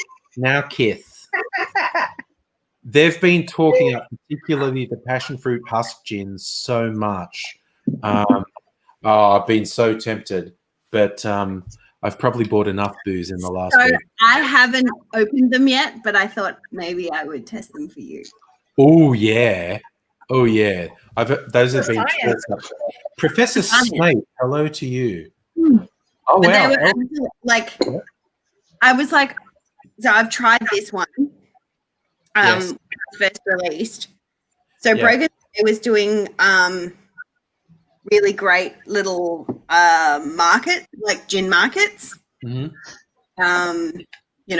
Pre-Cove, where you Yes, pre-Cove, yes. and like for $10 you could get in and you could have as many gin trials as you wanted, which is good. So we were going to a bunch of them, and we tried the passion fruit gin liqueur, and it's good. And then having Henry talk up the passion fruit husk gin, I was like, should I get it? Yeah, I got it.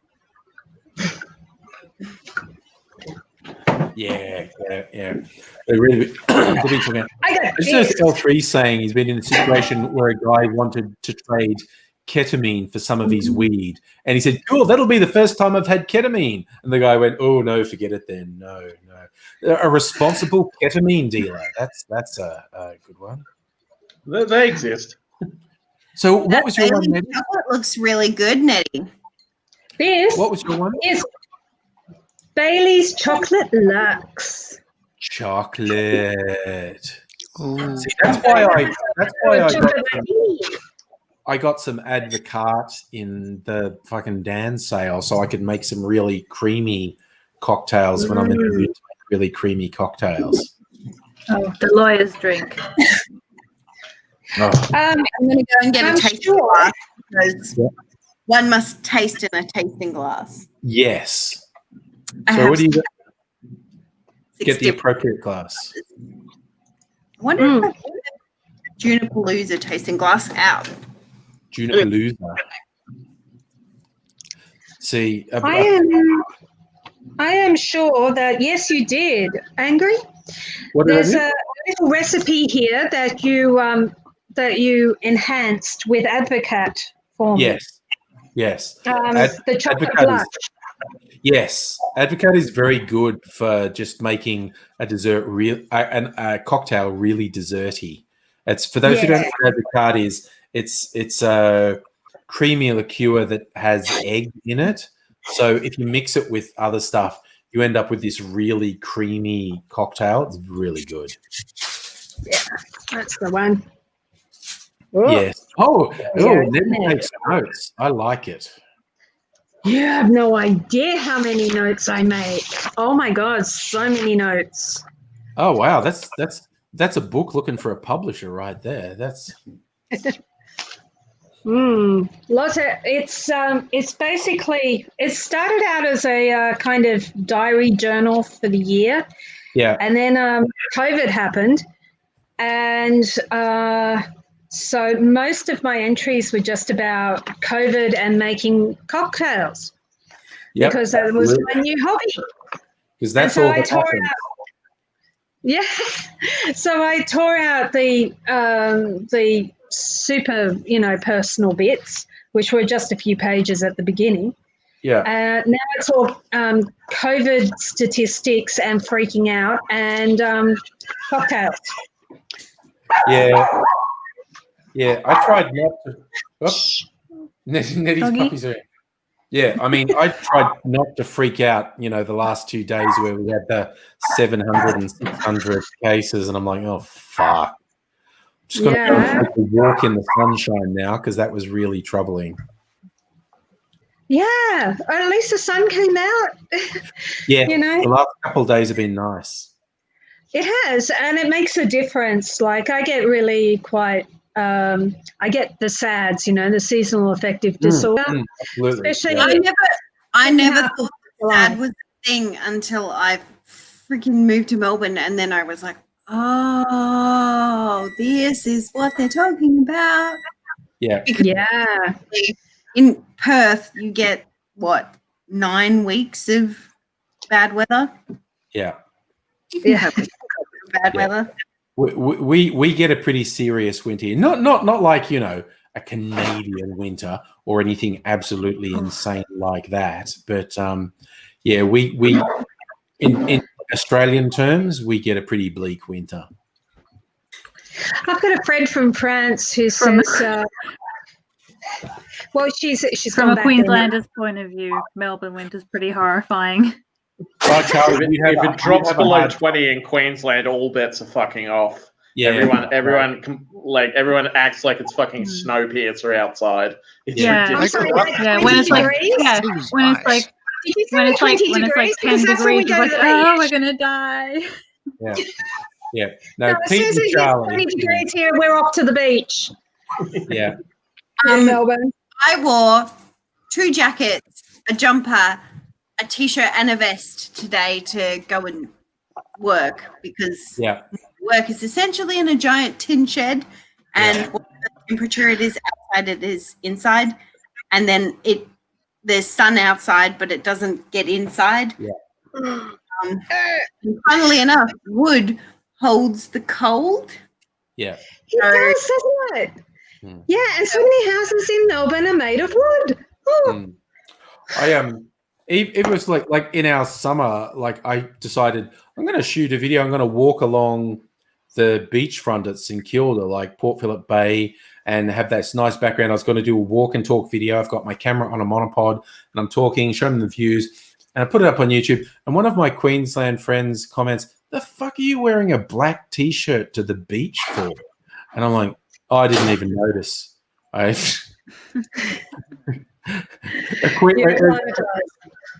They were really affronted that I was wearing a black T-shirt at the beach, and I was like, I didn't even notice that I was wearing a black T-shirt. I don't think I do have T-shirts that aren't black, but not many. Yeah, I can count them on both hands. How many non-black T-shirts I have? I have 3 black T-shirts, and when I wear a T-shirt that's not black, people are like, "Oh, you look fancy." I remember but I do have fabulous. Yeah. I think I've got 3 jackets that are sparkly. Yeah. I was walking down Burke Street Mall one day in winter, and this young woman walked past. She's wearing this coordinated outfit, but it was all bright yellow. So everyone in Melbourne is in shades of black and grey, and she's striding down Burke Street Mall in this thing where everything was like yellow. And I was just like, fuck yeah, you go. My mum was casting aspersions on people who wear all black, and I'm like, Mum, it's like the uniform down here, okay? Really? That's why I'm wearing colour now. I have to rebel. When I was in Sydney, I wore all black. I was totally goth. They come to Melbourne, no. Yeah. Oh, when I was in Dubbo, I wore all black. It's just like everyone else. The Melbourne uniform, right? All black. Yeah. Everyone else in Dubbo wears either blue chambray shirts or what do you call it? The checked patterns. Oh, I know. Flannel? Flannel, thank you. There we go. Yeah, I grew up in Bundaberg, and I had a couple of friends who apparently got targeted by people jumping out of utes because they were wearing all black because they just wanted to bash emos or something like that. Yeah, so yeah. it was a welcome change of pace coming to Brisbane, where it's like people don't Bundy, follow you weren't you? around the store because you're wearing all black. You're from Bundy, My are you, net's Pete? being Originally, yes. I grew up in Harvey Bay, so Oh yeah, Charlie's from Harvey Bay as well, I believe, Oh. and she's just gone. of course she is. Yeah. But So- no, Nobody reckons we didn't have a winter this year. Oh. I could only find a tasting glass that's from World Whiskey Day, but you know, Okay. a tasting glass is a tasting glass. That's a good one. Really passion fruity on the nose, Yeah. which is good because it's a passion fruit gin liqueur. Yeah. And it's got a really I'm going to use all the wanky words that our friend Yeah, had. do it. Because we don't have the shot. rule, so. Really viscous and got a really lovely mouth feel, quite sweet, but not overly cloying. I'm going to hang on. Let me just get the list up because yes, I do actually have a list. A list of words. There we go. Drinking words. Drinking words. What do you call it? So it's quite viscous without being cloying. It's got an unctuous fullness with the passion fruit and a gargantuan finish. Mineralistic is not the right word. No, it's not, but it's one of the words. Definitely sets the zeitgeist. It's quite nuanced. It's got an articulatory florality and it's opulent and informs the palate with a juxtaposition of dubiness and gin. The base informs the superstructure so that the proletariat may overthrow the bourgeois. Yeah. I said to someone at work today, I was like, oh yes, the birds work for the bourgeoisie. And they were like, you know about that? I live on the internet. Fuck off. All I know is that my kids keep saying it. Yeah. From TikTok. Kirsten maintains a list of forbidden words for the live stream we often watch with this guy Henry from Applewood Distillery, where he does these nightly streams about cocktails and spirits and whatnot. And if he uses any of the wanky words, he has to do a punishment shot. And and occasionally another word gets added to the list because he says that, okay, it's not on the list, but it's really wanky, so it's on the list from now on. So if you ever say I say whether or not it goes on. Kirsten is the And arbiter. people are like, Kirsten, does this go on the list? I'm like, no, I don't want that on the list. Which gives me this overwhelming sense of power, which is probably ridiculous and absolutely unnecessary. But, my favorite bit is Peter Black and Jimmy Carlisle, who are like, Queen Kirsten. Yes. Yeah. It's Would very you like my opinion? yeah. Hello, Zara. And just this guy who runs the stream, Henry, he absolutely adheres to any of Kirsten's judgments. Just goes, okay, that's a word. Oh, Nettie's got the kitty. Kitty time. He's not happy. I didn't even start the whole conversation about it because I went back in my Facebook comment history to find out when we started it, and it was Emma Black and Sarah Wilcox, who are bastions of the Melbourne cocktail scene. Sarah runs an Instagram called Drink Melbourne, which is the best boozy Instagram in Melbourne. Yeah. And Emma is a pretty high up there bartender. And they were the ones who were like, no, you say too many wanky words. Let's stop that. And If we're hugging loved things, I'm going to hug my guitar. Oh. Okay, so I've now I'm gonna poured hug my myself. boots. There we go. I thought it was about to be I've sing now- along time. I have now poured myself out a trial of the passion fruit husk gin. So, in an effort to be more sustainable, Brogan's Way have distilled the husks of the passion fruit that was used to make the passion fruit gin liqueur. So the flesh and seeds were part of the Marionette collab, and then they had several hundred kilos of these passion fruit husks, and Brogan was like, I wonder if we can distill that. And it's not as passion fruity on the nose.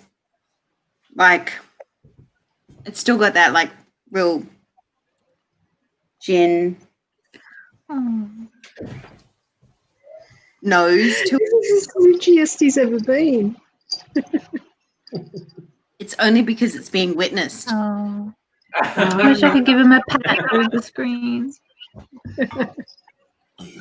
Oh.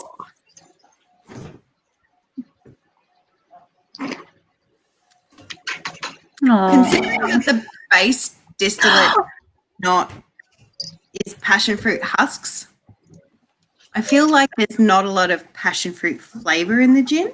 Ludo's left me. He's gone to the couch. Ludo! I'll get him back. But it is a very nice gin.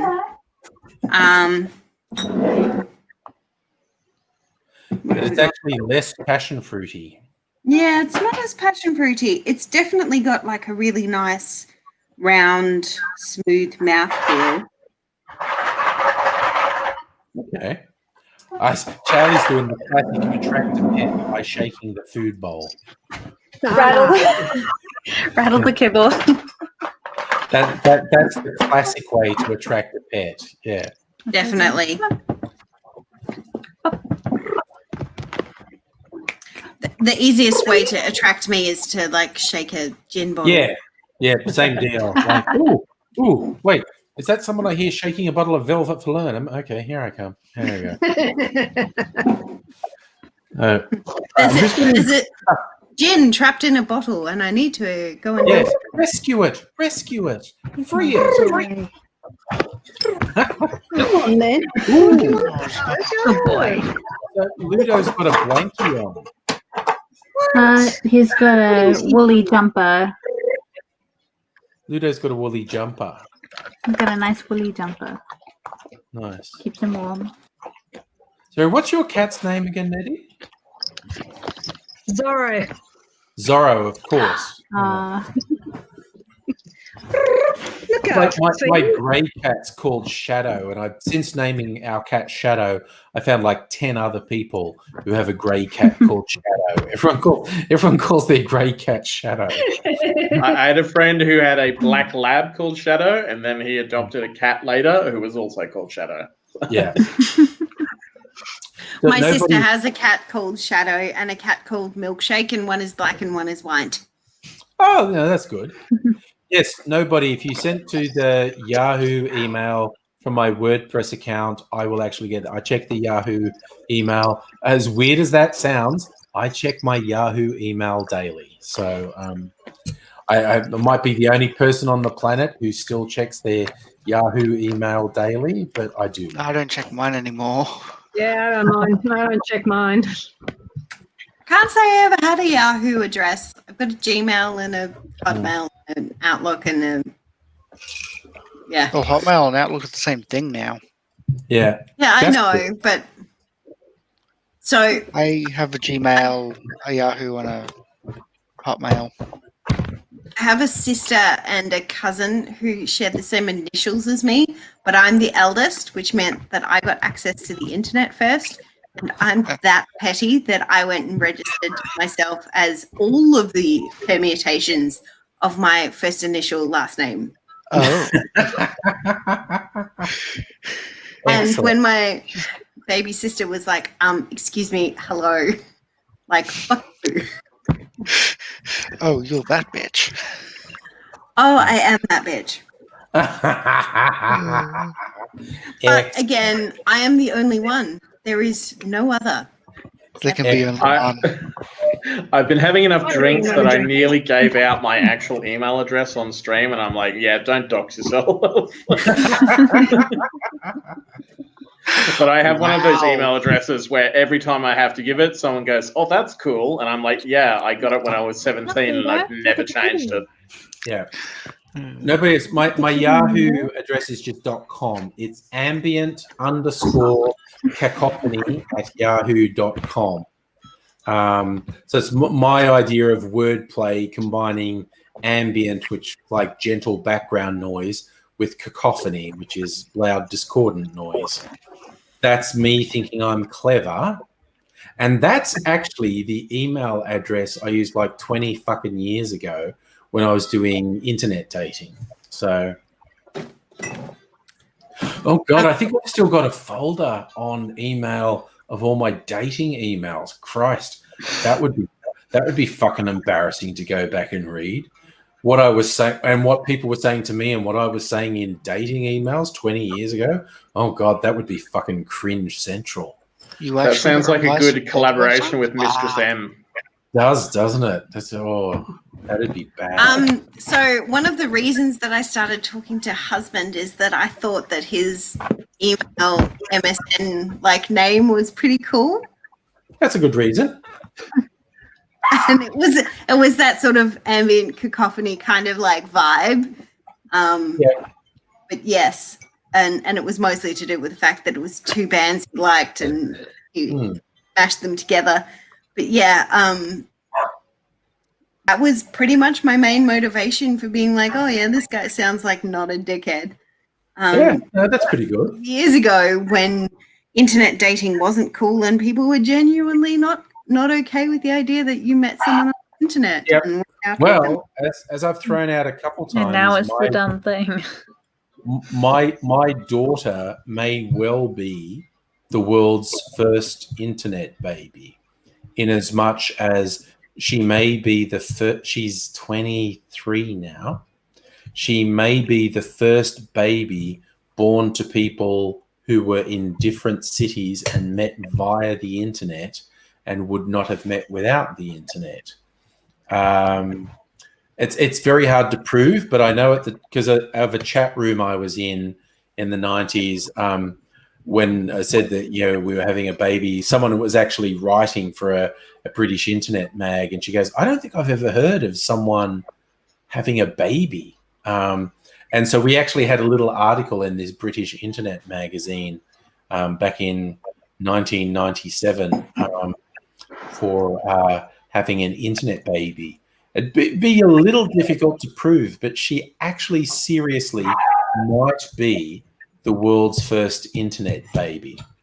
And I haven't I haven't reminded her of that recently, so if she pisses me off, I will.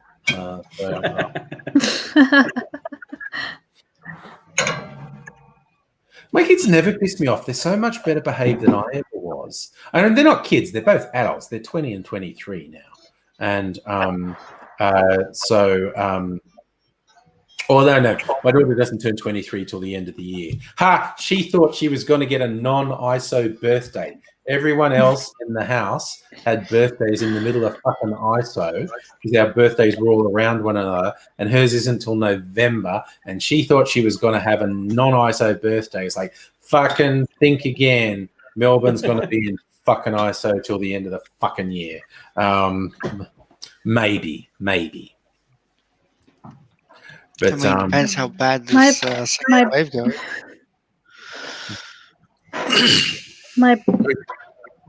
My birthday this year, that was in April. I turned 27, and I wanted to have like a 27 Club theme party. Oh, geez, that's a big Ooh. Dead rock stars. Yeah. That's cool. I love that. Cool. but of course, COVID happened. Just turned 27 next no year. one I've could been come. turning 27 for several years.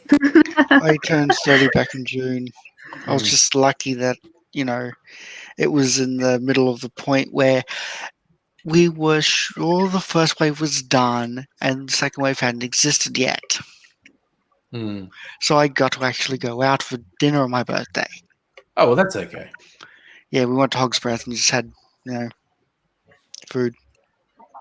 I I'm had a January baby, and I've not really been playing very well with my birthday since I turned 30.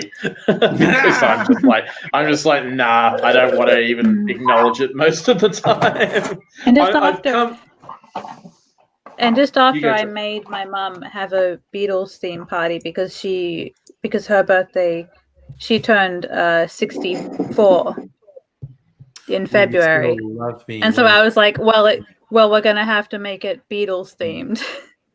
Of course you are. Yes. Will you still love me when I'm 64? Yes. Yeah. Well, I admit I had an annual 29th birthday for several years in a row. So I've turned 27 for 7 years now. yeah, that's fair. I plan on making it an 8. But I anonymous told someone people- today Yeah. that I'm 27, and they were like, okay, cool. And I was just like, all right, if you're going to take that, whatever. If I was going out into the world, I can apparently get away with lying quite a bit about my age, so that's okay. I'm happy. Well, I to be able haven't to got do a that pink quite one a at the lot. moment. So usually my sister's 10 years younger than I am, and she's got natural hair color, and I've got bright pink hair color. And whenever we ask like shop assistants or bartenders or whatever, like, who do you think is older? Everyone picks her. And it's just like, so at the beginning of ISO, she went and dyed her hair bright orange. Oh, Actually, good. split orange and pink, and I'm just like, this is not cool. I'm not down with this. She's like, it's just because people are actually going to pick a younger sibling. I was like, yeah, obviously. Obviously, yeah. I Ooh, think I Nettie can made count on dessert. both hands the amount of time I've been carded, because I grew a beard out when I was 20, and even when I was like 18, 19, no one ever asked me for my ID. So I'm Now, see, I got the baby face curse. Mm.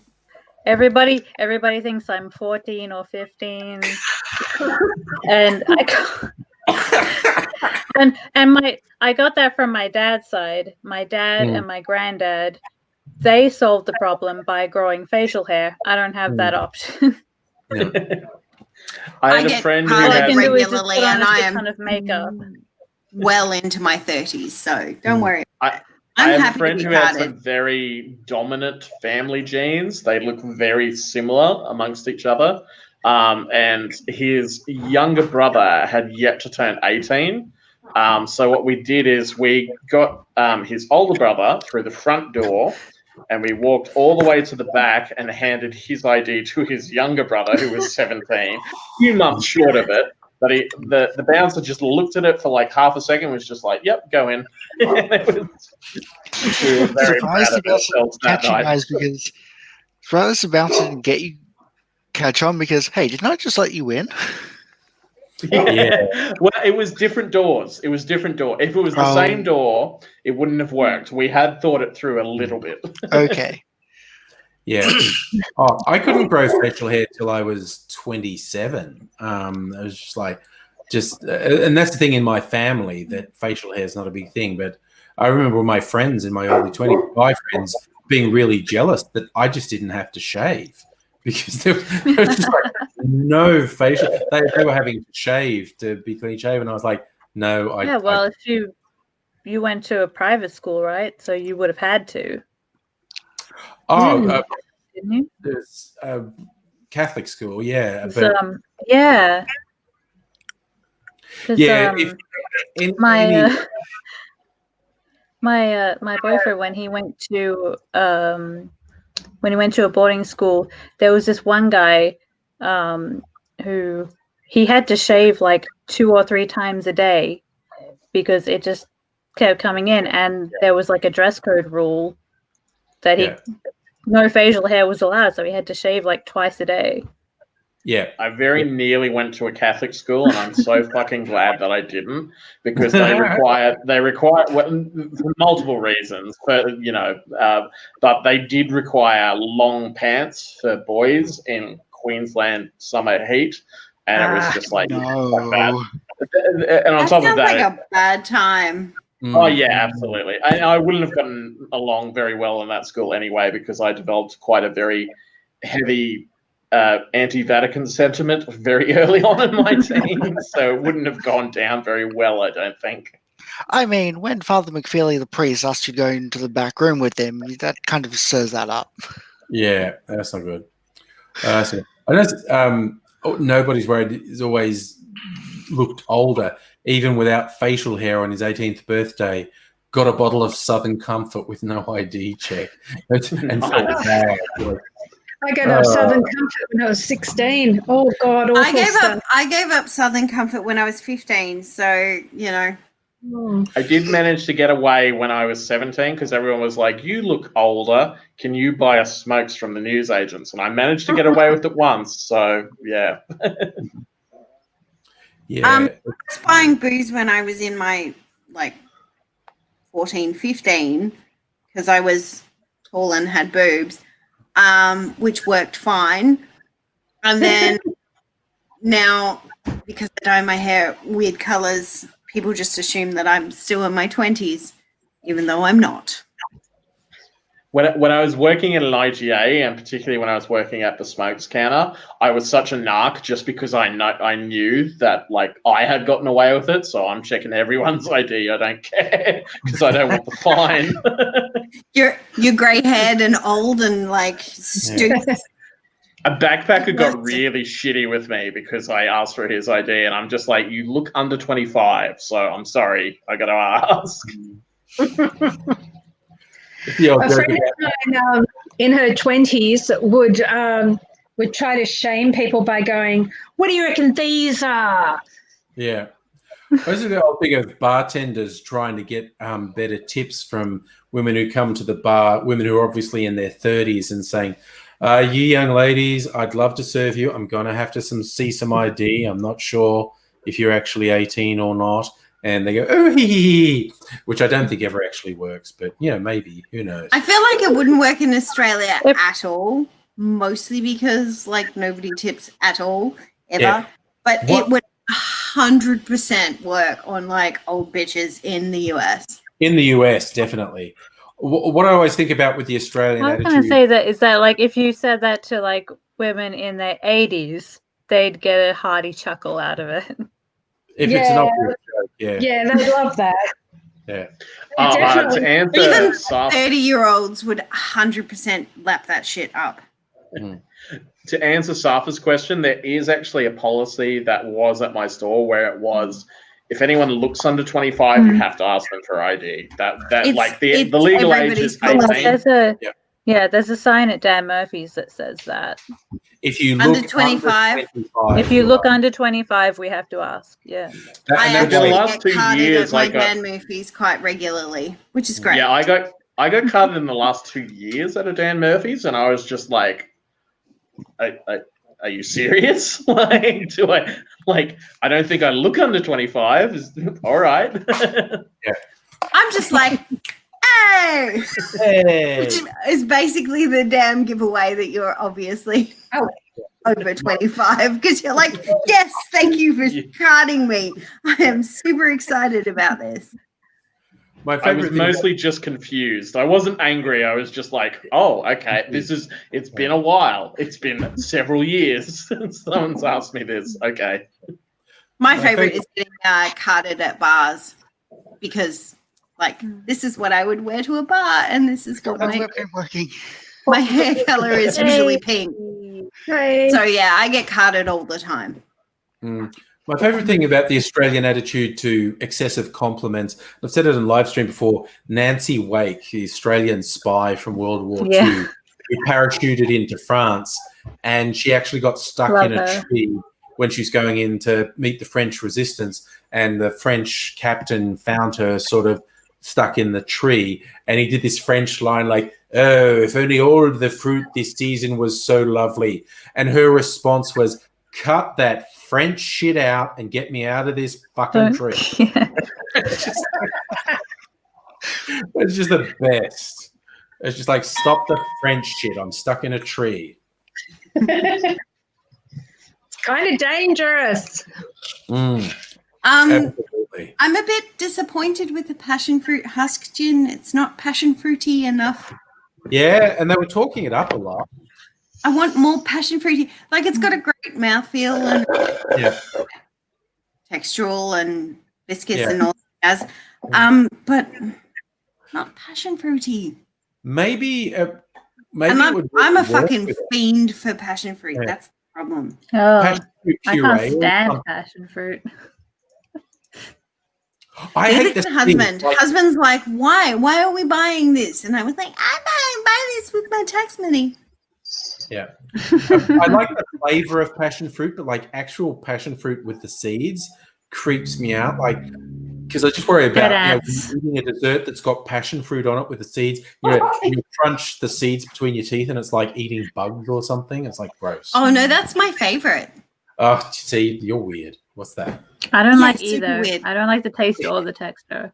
Ugh. I don't like mango. Ooh, That's a bold statement. For, There used to be a mango tree in the backyard of one of the houses I lived in, so I never ate the mangoes. Oh. I just don't like mangoes. Just never have. I think it's the taste. mangoes make my hands really fuzzy. So Well, then you're probably allergic to them. it doesn't make my mouth fuzzy. I just Hmm. can't cut them, which means that husband has to cut them and then present me the cheek with a spoon so that I can eat it. You should just go the extra step and get him to feed you the mango. You He's have, already gotten that far. you have, Don't you have to give it away. oh dear. You have Oh, to we be should a be My right. particular- husband cooks for me, cleans for me, and generally looks after me. I am a helpless human. Aw. Pet the helpless human. Pet, pet, pet. Yeah, exactly. You have to be a particular vintage to remember Peter Russell Clark and his cooking shows on Australian TV. There's a few of us who remember him, but he had one with mangoes, He's doing it, didn't he? talking about how to eat mangoes and whatnot. And he goes, "Oh, one trouble with mangoes is they make you go to the bathroom." And what? And then the next shot is he's eating a mango in a bath, like he's in a In the bubble bath, bath. yes. And he's eating the mango, and he goes, "Because they're really messy, so you've got to go in the bathroom and clean up." And then he goes, "Also, there's a lot of there's a lot of fiber in them, so you do have to go to the toilet as well." After, it's like you've got to go to the bathroom, like toilet humor, and then My actually dad just- had a housemate who did that. She just ate Ate in the mangoes bath. in the bath. okay. And it's like, well, They're messy as fuck. you can just Yeah. rinse off. I Yeah. mean, I also can't peel potatoes because they make my hands just fuzzy. cut So I just cut the mango Yeah, up and cut it out of the thing and then eat it with a fork. yeah. I learned from a Queenslander: cut the cheeks off and then do a crisscross pattern in it and turn it out. And then And then you slice cut them off. It off and slice the stuff off from around the seed. Yeah. Then if you want to get really, Mangoes and pawpaw. Like I do the crisscross and I turn it inside out and I just go, ah. yeah, no, Yeah, that's and you all. can do that, but that's what you do in the bath. Yes, So you can yeah, easily rinse off. yeah, and just like smear it everywhere. Yeah. No, that's right. I'm sure there's a bloody subsection. Out in the backyard near the garden hose. So you then Yeah. on your face. Sure, there's a It's- subsection on Pornhub. Sure. Sorry, I just realized that Kirsten and I have almost the same hair. oh yeah, this is horrid. I haven't been this hair color for a while, and yeah. Mine's still whatever it is. Yeah, I've been Everyone at work is like, "You look different." Shut up! I'm blonde. Let's not talk about it. I've been trying to go for like a Susan Death kind of thing, like with the white blonde and then the black stripe. That's pretty good. Yeah. It's gorgeous. We're all nerds here, right? Yeah. Discworld. Yes. Oh yes, yes. I'm not fully Yes, ready for my yes, Discord yet. My mum yeah. would kill me if she had to say I've that. not read nearly enough Terry Pratchett, but everything that I have read, I've loved. I've My only mum- Yeah, like Soul, Every Terry Soul Pratchett book. Music.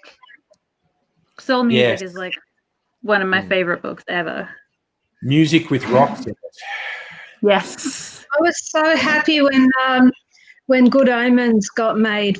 Finally, Mm. after That was a good Oh, That show. was so good. watch it with my kids, and it was just peak parenting time, peak Yeah. bonding with kids time. It It was was awesome. one of the reasons I got Amazon Prime was for Good Omens. Yeah. That Star Trek, but yeah. I had the LP. pleasure of watching the 2004 remake of The Wicker Man last night Oh with my God, the Nicolas Cage. Oh, I don't know how a movie can be simultaneously just like batshit ridiculous, completely incoherent, yet somehow kind of boring at the same time. It's awkward. It's fucking. I don't know. I don't know why someone said, yes, I have a vision and this is it. Like, this has to be made. I was just like, what the fuck is that? I mean, I enjoyed it and I laughed my ass off because it's fucking Nicolas Cage in a ridiculous movie. Apparently, Yeah. Nicolas Cage never says no. apparently He does not. No. There was a bit of a debate going on in the chat because it was a live stream of it, and people were going, Nicolas Cage is awful. And I'm like, no, Nicolas Cage is amazing. He just Nicolas needs Cage is brilliant, but he needs the right script, and he doesn't say no to any scripts, He which is never why he's says in a no. lot of dog shit movies. He made one a couple years ago, like literally only about 2 years ago, called Mandy, which I just saw recently. I have downloaded it, and I need to watch it. The whole thing is shot through an Instagram filter, like the color saturation and the whole thing is shot through an Instagram filter, and it's basically about this weird cult that does hallucinogenic drugs and murders people, and so the whole thing has this visual hallucinogenic feel, like you're obviously meant to be on acid when you watch it. I wasn't. I was straight and was like, okay, cool, yeah, okay. It reminds me of a story of someone who went to a remastered version of 2001: A Space Odyssey and took acid before it. And the scene where like all the visual kind of effects flowing past, he apparently had a panic attack and had to be carried out. And a bunch of people remarked is, you don't need to see drugs before you see this movie because this movie is drugs. Although apparently that was perfectly timed in the original theatrical release, the really full-on trippy stuff would come in exactly when 60 strength LSD would kick in. If you dropped your tab at the start of the movie when the lights went down, this over-the-top trippy sequence would happen just when the acid was really kicking in. Knowing Stanley Kubrick, that's probably accurate. It's one of my favorite lines from the Peter Sellers movie when he's working on Dr. Strangelove. Yeah. And Peter Sellers was not a particularly well-adjusted individual himself. No. And he's having this conversation with Stanley Kubrick, and they just pause, and Sellers just looks at Kubrick and just goes, "You're a strange fucker, Kubrick, you know that?" Yep. And if someone, as you say, as not particularly well adjusted as Peter Sellers tells you you're a fucking weirdo, Yep. You probably are. you're a fucking weirdo. All right, I need help from the group. Okay. So I've literally reached to the back of the cupboard. I have the Underground Spirits Australian Botanical Gin. Yeah. Ooh. Mm-hmm. One of the very first gins we ever bought. So original Spirit Company Australian Bushcrafted. Ooh. Ah. And the Little Lon Miss Yoko, which is lychee flavored gin. Ooh. Mix all three I together. don't know what I want. Like I vote Yoko. Hang on. I lean towards the Miss Yoko as well. I kind of like what Fox has said. You say Fox? All three. Yep. Hey, Fox? All three I at don't have all once. three. I think it would be a mess, so I'm not going to. But I feel that just because I know that the two native Australian botanical gins would really fight with the Miss Yoko, Yeah. and it would end up just being a weird.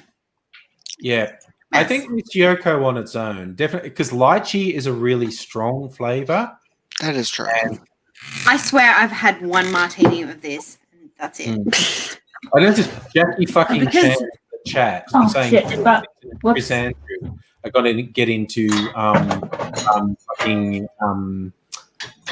Epstein trouble. I hope so. They both suck. Yep. Whoops. Who sucks? What? Bill But, Clinton no, and Andrew and their parties. I with- accidentally my lamp. Oops. Little Lon was literally downstairs from where I was working before coronavirus sent me to working from home. And they were just about to open a bar and stuff.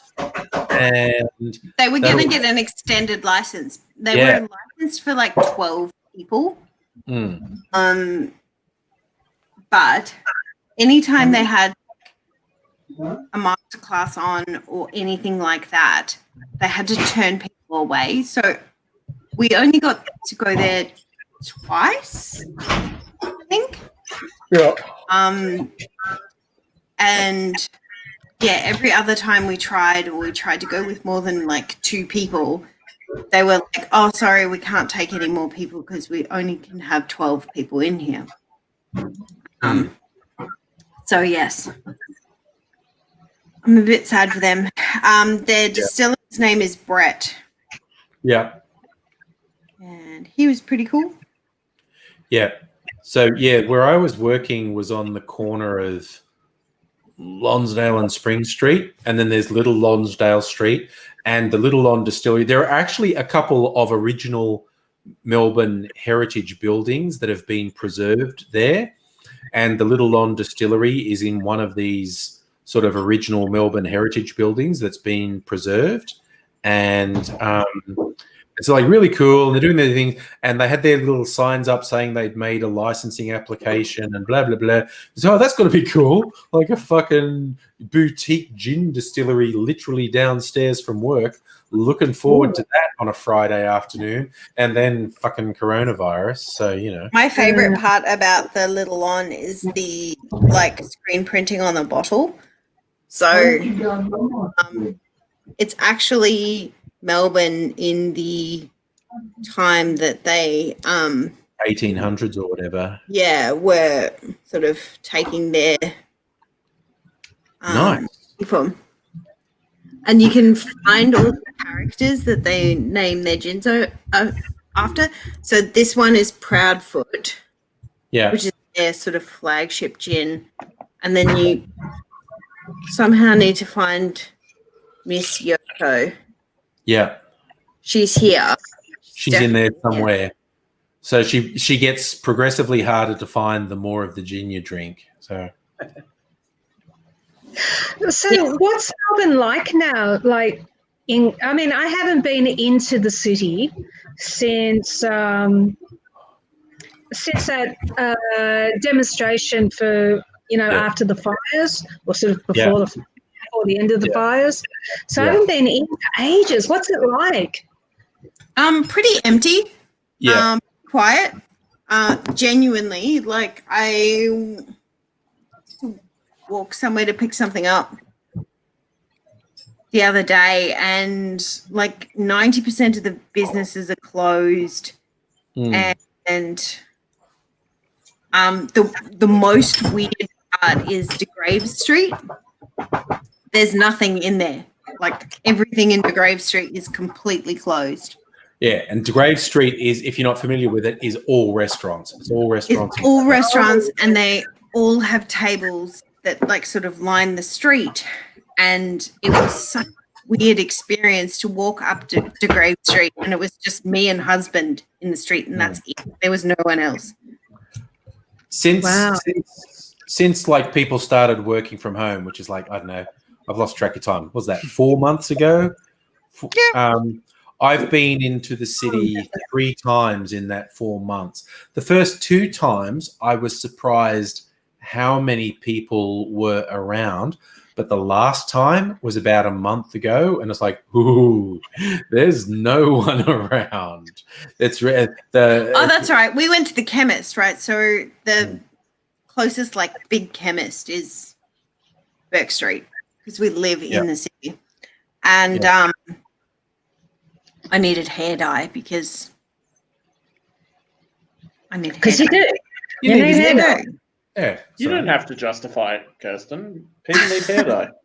I know. I'm particularly like upset about the fact that I'm currently a blonde. Don't have hair dye now. But yeah, we walked through and it was probably like 3:30 on a Tuesday, and there was nobody around and no restaurants open. Even like Grills and a couple of the like larger format stores just closed, and I was like, oh, this is really upsetting. And what about the traffic? Is there much traffic? The traffic is really bad, but I reckon it's 90% because anyone who would have taken the train usually is driving. Yeah, that's a big thing. Okay. And again, when I talk about the 3 times, the first 2 times I drove in, I was really surprised at how much traffic there was. Third time, about a month ago, way less. Like from Caulfield to the city, I got there in half an hour. Normally, that's 45 minutes to an hour. So it was just... What time was that at? Worky time. What time did you drive in? I did go in absolute peak hour, but I didn't the other times either. And I was really surprised the first 2 times how much traffic there was. But this last time, which was about a month ago, I was just like, ooh, no traffic. I was never held up in traffic.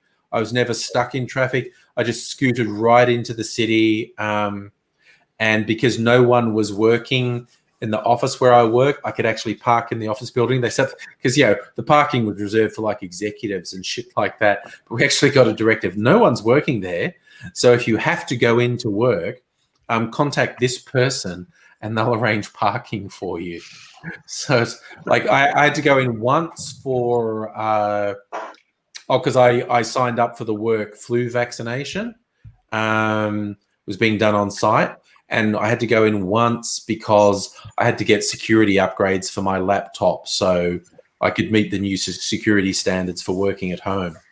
I had to be on the network in the building to install particular programs on my laptop. But yeah, they were like, because no one's working in the city buildings, you just call this dude who runs parking and he'll get you a parking space in the middle of the city, which is pretty good. That's pretty great. Yeah. The closest I got to the city was when I took Ali, my oldest, off to get a flu vaccination in Richmond. And that was weird because that was right near the beginning. Yeah. Yeah, and I got off the train and I was wearing mostly blue. And I didn't realize it, but I really looked like I worked at a hospital. And Look like scrubs, yeah. And this homeless guy was like making a big fuss. Healthcare worker, although I couldn't quite understand what he was saying. And I'm like, why are you yelling at me? You seem happy to see me, but no, we worked it out. And I said, no, I'm not a healthcare worker, but thanks for being nice. And it was weird. It was a little surreal. It was the first time I had to line up on dots for anything. Oh yeah. Okay, And, Charlie's having trouble with Harvey Bay Internet. She's trying to join us again. That sucks, Ken. Sorry, Charlie. And So- I spotted toilet paper at the Coles in Richmond. And I was like, fuck, we can't get that in Reza. Quick, let's go. And we got some. And I remember seeing someone walking down the street with like a 9-pack of toilet paper under their arm and thinking, bold. bold. You'll get mugged for their toilet paper. You'll get mugged for your toilet paper. Yeah. I went to Costco and got like the 40 rolls of toilet paper. So about a week before the first lockdown ever happened, we got 48 rolls delivered by Who Gives a Crap. So we were fine. Like, that's good. But all right, yeah. Work sent around an email that were like, we have 5 cases of toilet paper if anyone is desperate. So don't panic. I'm gonna make I'm gonna make my MTV cocktail now. So I think I'll switch off my microphone so it's not weird, and you can all keep talking. Oh, okay. Okie dokie. Okay, I'm just gonna set a few things up. The lovely thing about IGA is that IGA Reservoir does have actually a storage area, and so it does keep things. Are you in Reservoir, Nettie? Yeah, I'm in Reza. I have a lot of friends from Reservoir who are living there at the moment. When I moved with my girlfriend, we lived in Melbourne, and she lived up in Epping. So I've been through Reservoir. Oh, right. I have never been to Reservoir. I am a city dweller. I don't go outside. Don't go to Reservoir. I don't go anywhere. If it's more than 10 minutes in my car, I don't go there. When I visited Melbourne, I visited a friend who lived in Northcote, and the last couple of times was Reservoir. Northcote. Yeah, I mean, Northcote's lovely. I really loved it. Northcote. I'm fucking bully the Queenslander. Fuck off. Yeah, let's bully the Queenslander. I'm a Queenslander here. You have to learn to get it right. My kid's going to a posh school in Kew, right? And his teacher in class the other day said, poor areas like Reservoir and Bundoora are like, what?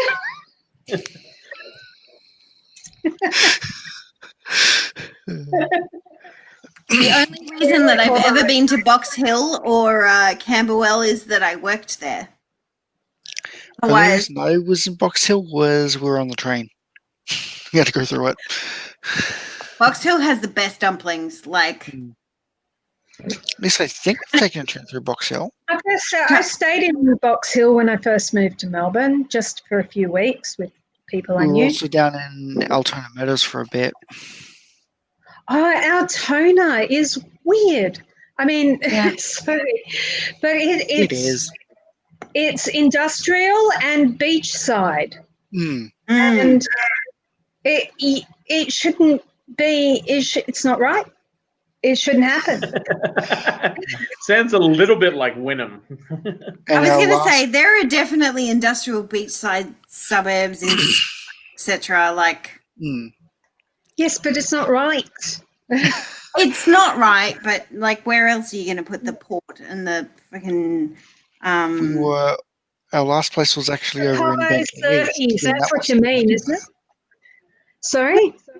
Oil refineries is actually what I was going to say. Yeah, we're over in Bentley East for our last place in Melbourne. So, you know what? I'm getting weird echoes and stuff. I think I might close and come back. Okay. Okay. No worries. Yeah, Carl Sandilands is from Wynnum, so I automatically hate the place. I hate the place too now. Yeah, me too. I had a friend who was living there briefly, and like she and her girlfriend almost got like run over because Wynnum people don't like people who dress a little bit differently in a bit gothic Victorian fashion. And I was just like, yeah, no, a good fuck Wynnum. I'm not going there then. Like that sounds fucked. Sounds like a place. I'm from like the sketchiest town and city in Western Australia. So Mandurah, where I grew up, is often referred to as Methlantis I wonder why. Well, not only are we the highest users of meth in Western Australia, also the highest rate of teenage pregnancy. And when people are like, "Oh, so what have you been doing since high school?" It's like, "Well, I haven't had a baby, so like winning." Those two things might be connected, actually. The meth and the baby. Well, yeah, there's that. But I think also, there's a stronger really connection lovely- between Catholicism and teenage pregnancy than there is with meth. Religion in general, let's say. well, I grew up in a super religious household, and yeah, I like, was raised Seventh-day Adventist. I know how you feel. well, I was raised as a Baptist, and Oh, yeah, okay. Just the as bad. day sometimes. I Oh, was lucky I had a- Stella's like, "Oh, come on, Mandurah isn't exactly Mirrabooka, bitch. It's closer, fuck enough." Beach in Stella, Mandurah, whereas there's not a beach in Mirrabooka. Stella would know, though. She lives in Kalgoorlie. Yeah. Kalgoorlie is meth capital. I don't know. There's so many FIFO families that live in Mandurah because obviously only being an hour from the airport and half the Yeah. price of actual Perth. All the wives who don't do anything live in Mandurah with their 17 children. But yes, my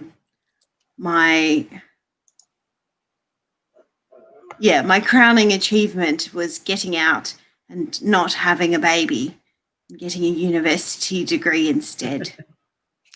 I once ran into a girl that I went to high school with, and she was on to baby number 4, and I was not yet 21. Oh, Like, she was baking baby number 4. 4. and we were in our like very early 20s. Annette, I tried to paste the link, but apparently Angry needs to paste it again because I can't paste a web address.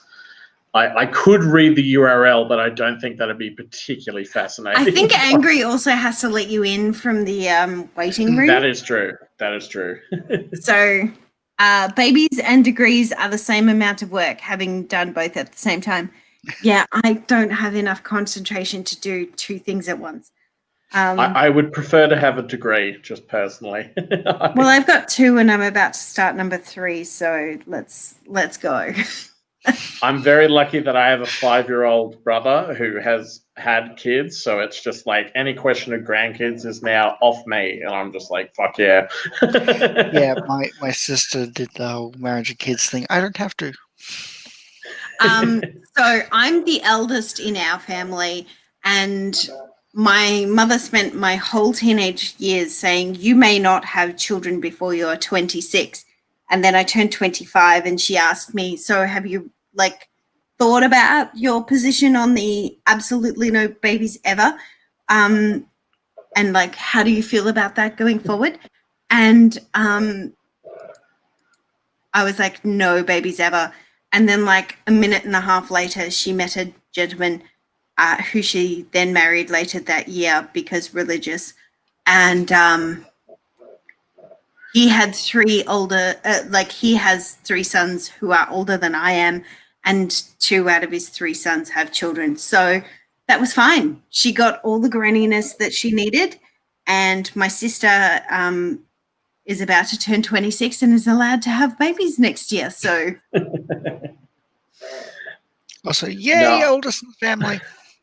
I had a very awkward conversation with my parents at one stage where it was just like, yeah, the genes you've given me with all the major depression and things like that, I don't particularly want to pass on. So, yeah, I like kids, but I like other people's kids. I don't want to have my own kids. I like kids. They're delicious.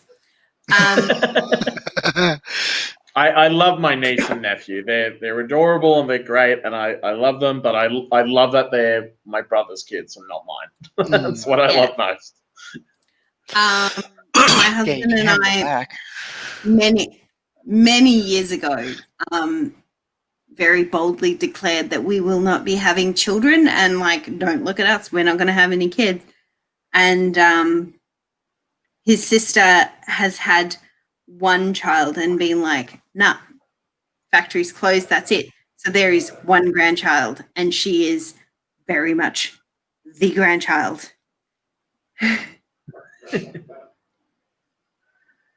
Stella went back to her primary school for a reunion a few years back.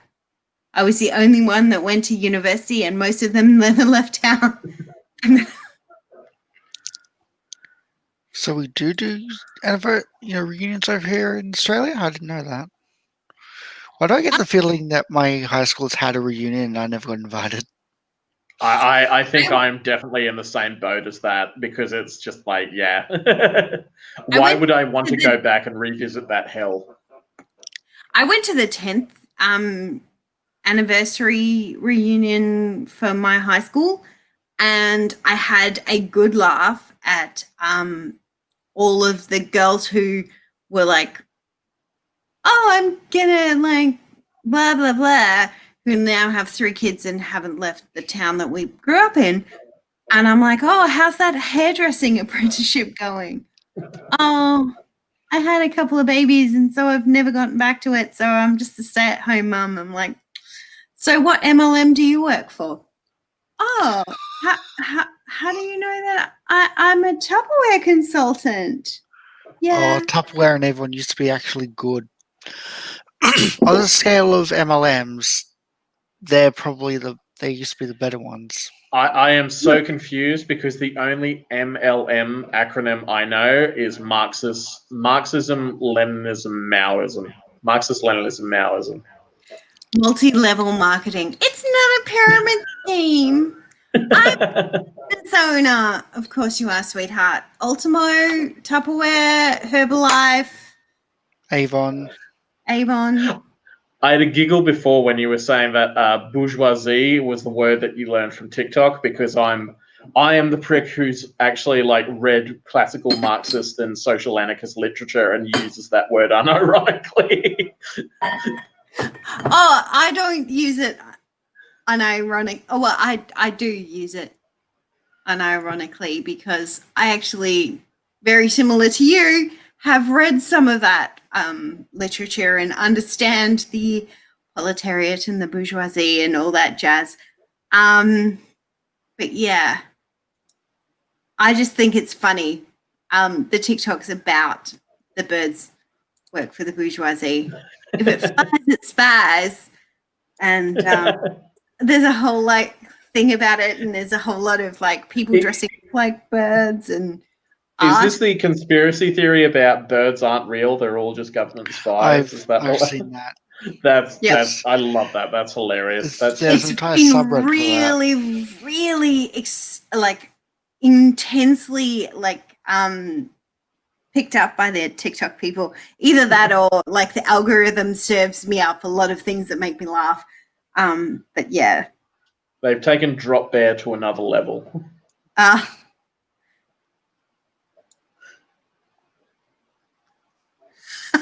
Annette had friends who took acid for a Tupperware party. That would make it like interesting. That would make it better. Yes, I agree. definitely had a Tupperware party just the one time, mostly because I wanted Tupperware. I didn't want to pay for it. So I had a Tupperware party so that I could get all the host gifts, and yeah, it was great. It's not your fault. No one was interested in it. Everyone was interested, and they all bought stuff, and so I got like $1,000 worth of Tupperware for about $100, and that was great. Like, yeah. Charlie, we've got to let Angry come back before. Yeah, Angry has to do it. I am actually quite surprised at how well Angry is making this video, considering that he is half cut. He has been pretty professional the entire time. I don't know that he's even half cut. I think he's 3/4 cut. Yeah. But isn't this his natural state at this point? We have It is. him to drink a lot of alcohol. It is COVID Does- era. I've been drinking a lot more since COVID. It so- doesn't take much to convince Angry to drink. Just the Um, drinking makes it he's an alcoholic. Over the weekend, I will count how many bottles we've killed over COVID. Now, admittedly, we have a huge collection, Mm. and a lot of them only had like a small amount left in them. So it looks like we've killed a lot of bottles, but we've really only just finished off things that needed finishing anyway. Hey, Yeah. Angry, people want you to repaste the link in chat to join the stream if you can hear us. I can hear you now. Repaste the link. There we go. There you go. So Charlie and Annette were asking for it before. Charlie's there we go. Yay, I'm back. Hey. By the way, Came I'm back to declaring life. the MTV a winner. It's Was it What the did you Velvet decide on? Falernum? Velvet Falernum is a much better addition than vodka because vodka would have been neutral, but Velvet Falernum has provided a really good balance in here. What was the M and the T? M was maraschino liqueur, so cherry liqueur. T was tequila. So I just did half an ounce of maraschino, 2 ounces of tequila, half an ounce of Velvet Falernum, and half an ounce of lime juice. It's really bright and light. It's like a real summery drink, which in this bleak fucking Melbourne weather is not bad. So Also, I was gonna say about MLM. To me, that means men loving men. that's cool. That's a much better way for it. That's better than multi-level marketing. Yeah. Which we were All talking about. Marxism, Leninism, Maoism. The We joke I heard. About all the girls that I went to high school with that now run their own businesses and are bus babes because they have a MLM business. Ugh.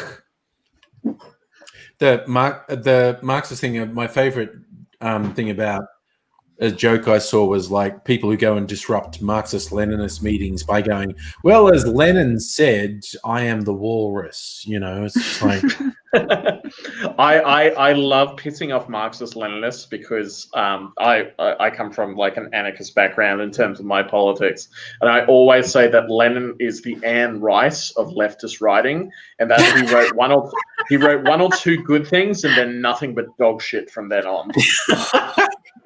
I People get just got very that reference. Fucking mad, And I'm People like, get holy very shit, fucking yes. mad. What? And then tried to sue people for writing spin-offs, or yeah, Yeah. he probably would have done that. Got rid of his editor and said, Yeah. "Yep, no, I'm totally fine without an editor," but just wrote nothing but dog shit after that. Yeah. And the way to wind up Marx is to say, well, I was always inspired when Marx said, last night I shot a duck in my pajamas. Is Groucho Marx, for those who don't know. So- how the duck I- got in my pajamas, I don't know. yes, Charlie knows. How the duck got in my pajamas, I don't know. Okay. Can you understand I this just piece of accidentally legislation, gave sir? myself anxiety by looking at how many pending orders we have on the web store. But Oh, just, wow.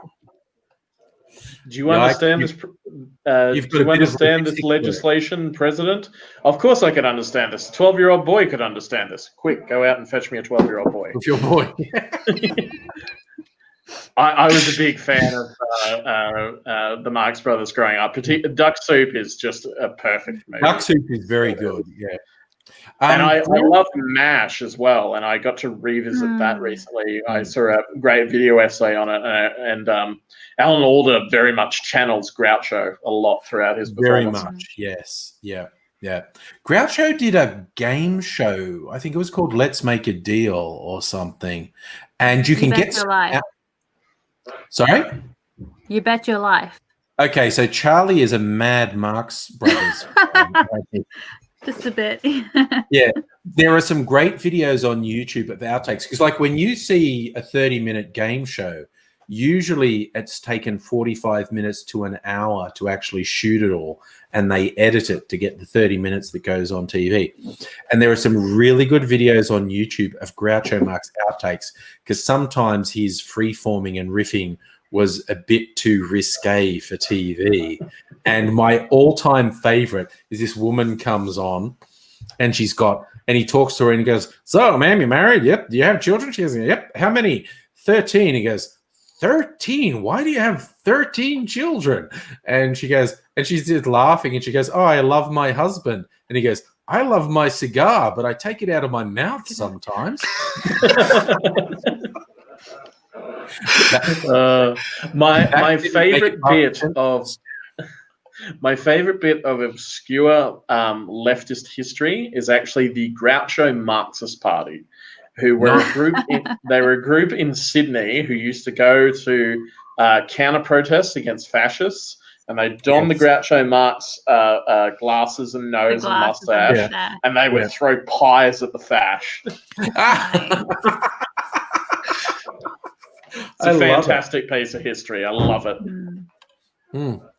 Oh, Dingle Doty was into Laurel and Hardy. Did you see there was a recent movie about Laurel and Hardy, Steve Coogan and the American guy? It was really quite good. It got very good reviews from what I saw.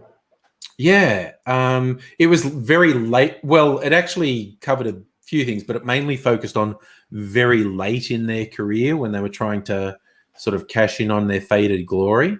Oh God, what's the American guy's name? He's always in the fucking really.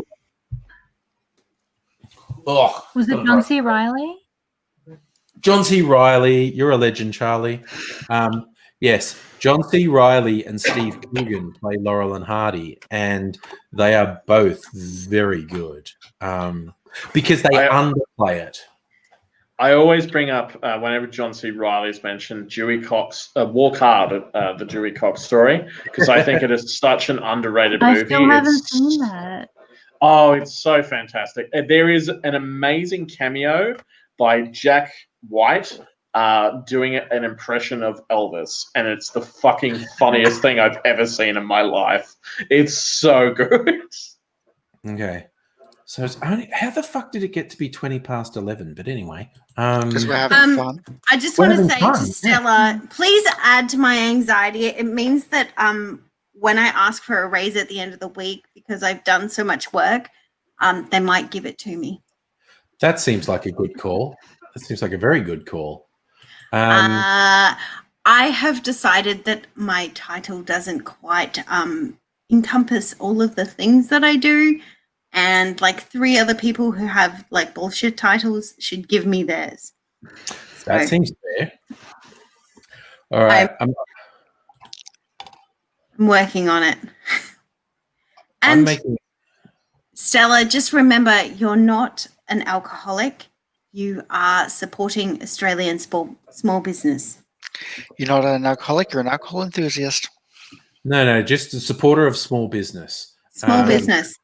So yeah, so my recent ones, it's been who have I been supporting? Marionette and Brogan's Way and Starwood and Applewood and Tiny Bear. So man, I'm just like and Cape Byron Distillery.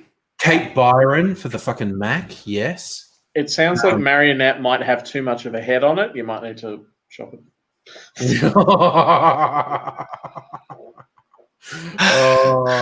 I'm gonna get a drink on that note. Yeah. And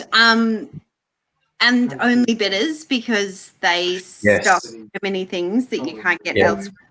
Yep, I do buy quite a few things from Only Bitters. And so, yeah, even when it's not Australian, I'm supporting a business that is the only one.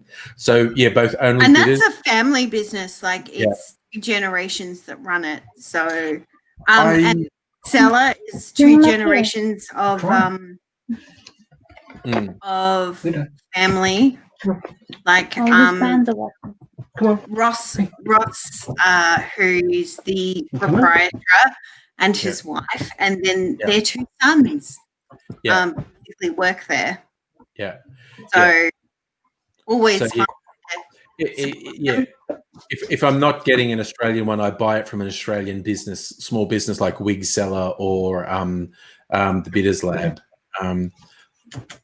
They have good stuff. One time I went into the Bitters Lab and the daughter of the people who set it up was the one who was working there, and we were having this great discussion. And when she found out like how much stuff I had, she goes, "Oh God, my parents!" And she had all these photos on her phone of the parents' home bar and whatnot, and like the one cabinet was just the stuff that no one gets to drink because it's like the rarest scotches. Like there's one bottle that's worth $12,000 or something, and it's like all the rare stuff. And she's going all the stuff, and I went, "Yeah, I've got about," and I sort of went, "No," because I think we counted it on the live stream, and I went, and she's saying like, I said I had a lot, and she's going, "Oh yeah," and I went, "Yeah, I think I've got about 60 bottles of stuff," and she just kind of looked at me like, "Okay, you don't own a bottle shop, so I think you have a problem."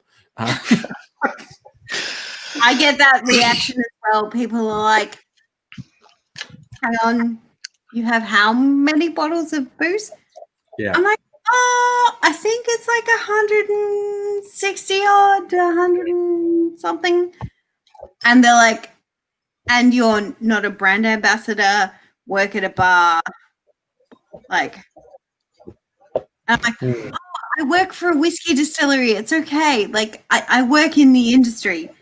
And I literally had to get a job so that I didn't sound like an alcoholic.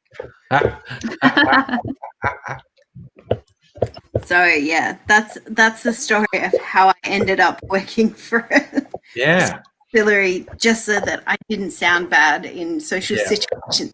And that's fine. But you're always trying to explain to people, it's like, no, it's not that I have so many bottles. They don't empty quickly, okay? There's so many of them. I only have a little bit from each bottle at any given time. Like because I've been keeping track of my booze since February, when I realized I've bought like 50 bottles of booze so far this year. But I've only emptied 6 of them. So all year, I've only emptied 6 bottles. So that's not that bad. He said desperately. I'm just going. So I was saying while you were on mute that we have actually made a really big dent in our bottle collection. We've made, I think it's about 30, maybe 40 bottle kills. Wow. I've been keeping the bottles so that I can do a post about it. Like ISO bottle kill kind of situation. But I think it's because we made a really concerted effort to finish anything that was less than a third. That's fair.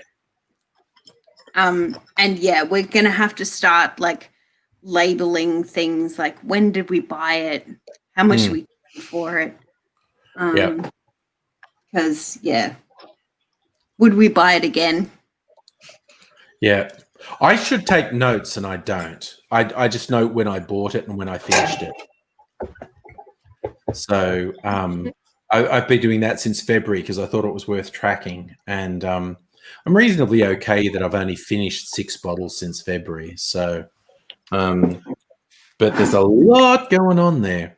Oh, Locust Trooper's back. He went away 2 hours ago and watched Die Hard and has come back and is amazed we're still here. Yeah, it's party night. It is Friday. Friday. I gotta have at least one more. This is what I'm drinking at the moment. Original. This is the Bushcrafted. I don't know if you can see, but there's a lot of particulate in it. Yeah. A little bit like disturbed about. Okay. This has been open a while. Okay. Like, it's probably one of the first bottles that we got. Or this is a replacement of one of the first bottles that we got. Angry has just gone, apparently. Uh-oh. We have seized, We've got the stream. So we've seized the Preston. live stream. Gin. Yeah. Is Gin. so. Is God, are Calci you all still Boom here? better? Jesus, I literally just closed the browser, and I don't know what the fuck that was about. But the way Sorry, I was just trying to talk to Kirsten about gin. go, Yes. you go. Yeah. Interrupting angry. I usually get Greenalls. Mm-hmm. Totally. Wow, like which one? all of them. I They're like all their good. green apple one. Yes. Yeah, I quite like the Well, green actually, apple as well. I really like the blood orange one. I didn't really like the taste of that one myself, but I thought I that was loved kind of that one. chemically. yeah, Hmm. the green apple though is very Well, I good. loved it. Mix that with some of the Smirnoff green apple infused vodka, and really good. So, if you like the blood orange gin, may I suggest Nosferatu blood orange gin from a distillery in Staff, Melbourne. Except it's distributed from. Can you buy it in a Harvey Bay? You can buy That's it where on I the live. internet and get it delivered. Can you buy in Harvey Bay? Probably not. Do you have I a used Dan to live Murphy's? there, so- We Yeah, have there we Dan go. Murphy. It's Okay, in. I I'll can't give you remember what Dan the Murphy's suggestions then. I don't remember what the building that Harvey Bay Dan Murphy's is in used to be. I think it was like, I don't know, 40s or something. This is going back years ago. Well, it's Oh my got God. its own building now. Yeah, it used to. Yeah, it's over inside the town. next to Stockland. Yeah, that building used to be something else a while ago. Oh, I grew up in Harvey Bay. yeah. Fucking whatever. I'm trying to Actually, crack up. Sporties is no more. Yeah, there used to be something else in that building. I don't remember what it was, but I distinctly remember pokey machines out the back. Or advertising those, so it was something that that had could those. describe so many pubs in Queensland. Just Yeah, that's true. That describes the RSL. What am I talking about? how Yeah, old there is was- Ludo, Charlie? He is. I have to think. Well, I don't know exactly because he was a stray. Okay. But when we got him, they said that he was probably about 6 months, and that was last February. So at least a year And and a I half. can't do maths, so About he's 2 at least years a year old. and a half, maybe about Yeah. 2 years. Yeah, Yeah, he's a that's good dog. age. So Charlie, which suburb do you live in? Scarness. That's one of the few suburbs that we actually never lived in. It's You're kind of in like in the middle. Pialba, Nickenbar, back to Pialba, and that's where we stayed.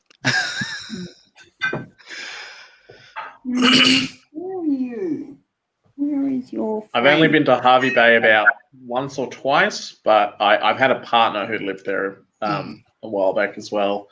But yeah, no, I grew up in Bundaberg, so yeah, it's very close by overall. Yeah. Yeah, me and Pete were actually talking about that when you disappeared the first time, Charlie. I mentioned living in Harvey Bay just as you disappeared, and it's like, and she's gone.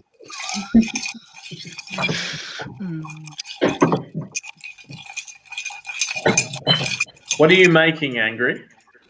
This is scotch and banana liqueur and macadamia liqueur. So this is like a nightcap. Nice.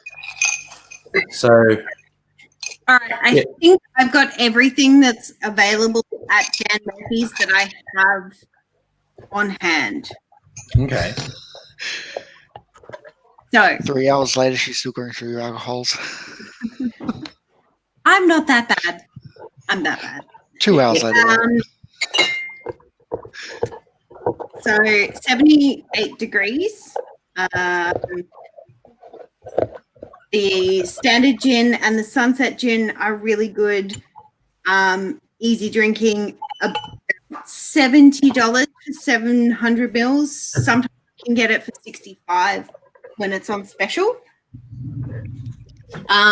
Made in South Australia by a really talented and passionate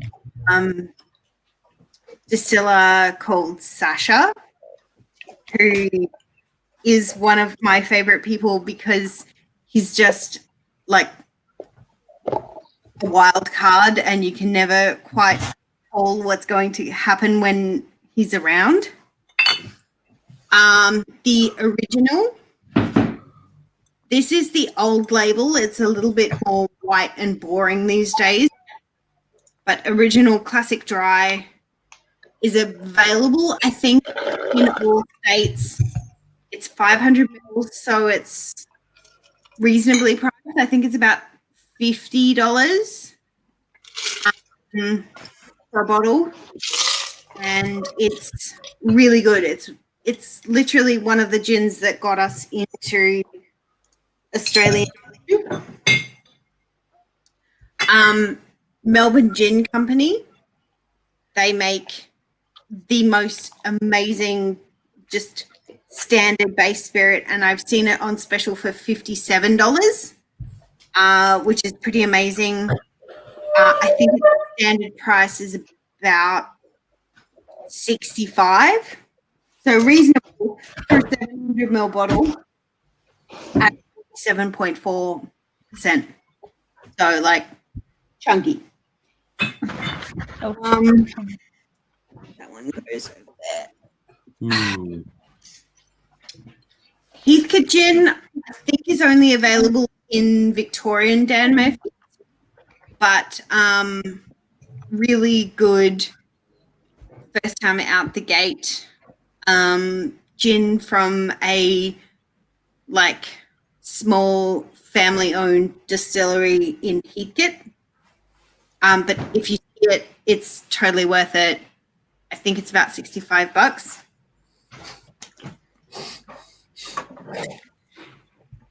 I know these two are available nationally. These are the Six Seasons Gin and the 1829 Gin from Old Young's Distillery, West Australia Distillery. What's cool about Six Seasons is that it's based on a native botanical that's available in Western Australia according to the Noongar calendar. So they consulted with some elders in order to develop this gin. And James is a fucking badass. Like, he's just really awesome. He's the distiller. And yeah, 1829. This one's expensive. This is like 80-ish, and this is probably like 70. So yeah, more expensive than Grenell, but you're supporting Australian small business, so that's pretty cool. Next on the list is Larrikin Gin. So this is the Buccaneer, but that's only because I couldn't find the original. So original Larrikin Gin should be available in all states. Distilled in Ballarat by a husband and wife team who are just adorable humans. They make a range of gins. I know that all the gins are available via direct from supplier on the Dan Murphy's website. But yeah, really, really good gin. They make a range of stuff that's totally worth it. It better be $99 a bottle. I don't know if anyone's heard of this. Made by a small distillery in Melbourne. Distilled by Never heard of it. Creative people, and they pay my bills, so like buy their shit. But this is not gin. Manly Spirits. I only have one. I think in Dan Murphy's they have their standard coastal and citrus gins, but this is the limoncello, and I've seen this in Dan Murphy's in Victoria. They're from New South Wales. Again, husband and wife team, English guys who have been living in New South Wales for 20 years. It's one of the most beautiful bottles that I've ever seen. Like, it's just so textural and beautiful. And I like it. They also make a fucking banging limoncello.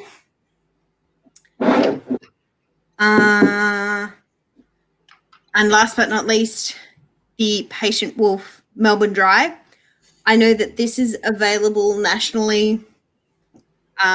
These guys are just the most amazing two guys. Matt and Dave founded the company, and Blake is their brand ambassador. This is the physically closest to my house distillery. I liked the distillery before they moved to my hood. They were in Brunswick and they've just moved to South Melbourne. And they make just really, really good gin. The Melbourne Dry is available nationally on Dan Murphy's, but there's this is their main gin. The Patient Wolf Summertime Gin is definitely my top 10 gins. Buy it on their website. Pretty sure it's free delivery for anything over $100. Maybe $100, maybe even 65. The bar is not particularly high, but I can walk there, so I do. I've gone through 3 bottles of the Summertime in lockdown, so. Ooh, wow. Okay, cool. That's fair. We'll repurchase every single time that the bottle's even half empty. Trying to think. So, that's my very, very quick rundown of gins available at Dan Murphy's that you should buy. Also, He loves this toy. Applewood is now available. Sorry, baby. Yes, Applewood. That's really exciting. Yeah. Ludo looks very happy with the deflated football. Yeah. By the way. He's Yeah. an absolute baby. I love him. He's the biggest baby. He's going to fall asleep with that in his mouth. It's a good Trying to pup. Trying to think what distillery would be the physically closest to me. I think there's one down sort of in somewhere in Pran, I think. Garden. Where's that? Bon Beach. Oh, yeah. Where's that? Down the fucking road from you. Okay. Cool. No, I'm sure I've seen... Bon Beach is probably the closest physically to Caulfield than anyone else. Oh, yeah, but I'm a 20-minute drive away from the 4X factory in Milton. Yeah. So, And so that's pretty That doesn't far. count. It definitely does, but yeah. Eh. I'm a 20-minute walk from these guys. So I was just trying to use up. I've got a blended Scotch I got from Costco, which is not bad at all. I mean, it's not superlative, but it's not bad. So I've made this with Costco Scotch and banana liqueur and Mac liqueur, and I spritzed a bit of. I have some grapefruits. And I peeled a bit of grapefruit peel off and spritzed some grapefruit oil on it. And, it's really good. It's really good. I remember when I started coming to your streams, Angry, and you were like, everything is fine. Tanqueray is fine. And I was like, nah, bitch, it's not okay. And that's what I had to learn. There's one video I did. Is Tanqueray not okay? It's not as good as the proper ones. Then why is it so expensive? It's a recognized brand name. It's a recognized brand name. But so Tanqueray, Bombay Saf, and like Gordon's are huge in the UK, and they have like incredible brand stories and whatever. But like Tanqueray uses like 7 botanicals. Bombay Sapphire uses 4, of which one is lemon extract, not real lemons. And Gordon's also uses limonene. And yes, they have huge histories, really great like head distillers and all that sort of stuff. But they're international.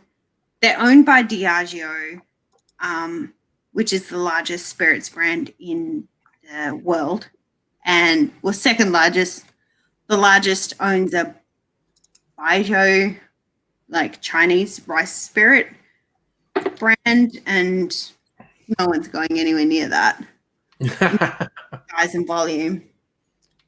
But yeah, so I think what you're really missing is sort of that local connection, or at least that's what it is for me with the Tank, Bombay, and Gordon's. I'm not getting that sort of local spirit. And the other thing is there are 1,300 distillable botanicals in Europe, whereas in Australia, we're looking at over 20,000 distillable botanicals. So our flavor combinations are infinite. Yeah, it's all about the subtlety of the flavors, I think. And because so many of the Australian distillers are really serious about what they're doing and want to create something really unique, and most of them want to be really sustainable, you get absolutely unique profiles in the beverages in Australia. Little Dodie says, okay, Gordon's is regarded as shite by aficionados even in the UK. Yeah. Oh, Brookies. Listening to the dude from Brookies tonight on the Applewood live stream was really good because they're mad for their sustainability and like next level mad for sustainability. I can't find my Mac again. Oh, it's right here. That's the exact experience I had tonight, trying to find my Mac, and it was like front and center staring at me. I was watching you do that, and I'm like, he's looking for the Mac, isn't he? And I was like, it's behind you. It's behind you. We're doing a panto. Oh, we're doing the panto. It's behind you. These guys are just incredible, and like what they're doing with booze and sustainability and that sort of like careful understanding and stewardship of the land is really something else. And yes, like Australian alcohol is more expensive, but statistically speaking, people are drinking less but drinking better. Drop it. So the idea is not to get shit-faced, but to really drink a small amount, but more locally produced and more sustainable and all of those things. So, you know, So I must be the one evening out the curve then. And I agree. So, I believe in you, Pete. One day you're going to buy a bottle of gin and you're going to think of me. I'm going to be like, oh, yes, this is local, and Kirsten told me that I can buy this now. I'm still getting a free bottle from the Winston and something that my Winston friend. Quinn. I love their like packaging. I think it's really beautiful. It's really quite thought out. They have a blue gin and a pink gin, which boy. I'm really interested in because I want to see how they are coloring the gins. So I'm interested in their products mostly because they've come out and they've made a big splash, and I really want to understand what their sort of brand story is. And The story I heard was that Winston and Quinn is named after the two dogs of the people who've done that, which instantly just makes me go, oh, yeah, no, I love that already. So I have... Who's going to produce a bottle of Ludo? That's my question. I have a couple of bottles from It'd have to be like a chocolate liqueur. A company called Logan's Micro Distillery. And when we were talking to the people behind the stand at the market that we bought these at, we were like, so who's Logan? Because usually when you are standing at a stall, you'll figure out that the person standing behind the table is the guy who made it. And they said, no, Logan is neither of us, it's our dog. And we went, sweet. And we came home with batch number 2 gin, which is pretty good, and a Sambuca Blanco from the same company. I really like it. Like literally, we've drunk half of it. Yeah. Just over ice. So that's pretty good. Yeah, I was going to say Logan is the town just south of Brisbane where I used to live. There you go. Well, we were in Geelong, so I reckoned that it was a pretty good chance that either they were called Logan or it was their dog. It was either them or their dog. When I had that brief period of about 3 years where I was doing stand-up comedy, Logan was always the punchline to every joke that was set up, and yeah, it just became a point where it was just like, I wanted to go on stage and just go, you ever notice how like lower socioeconomic suburbs are not as good as the ones here? There you go. That's the joke. That's the joke. Poor people suck. That's the joke.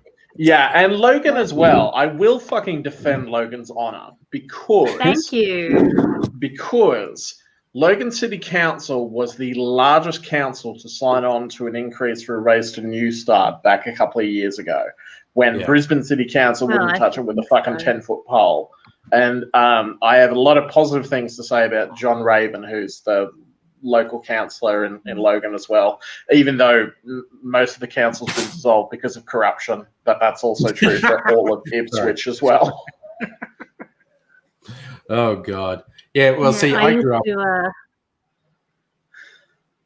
I used to live in Rochdale South, which is like at the very top end of Logan. And is that near Springwood? Is that where I'm thinking? It's right next to Springwood. Yeah, it's walking distance to Springwood. Springwood, Underwood. Yeah, it's just there.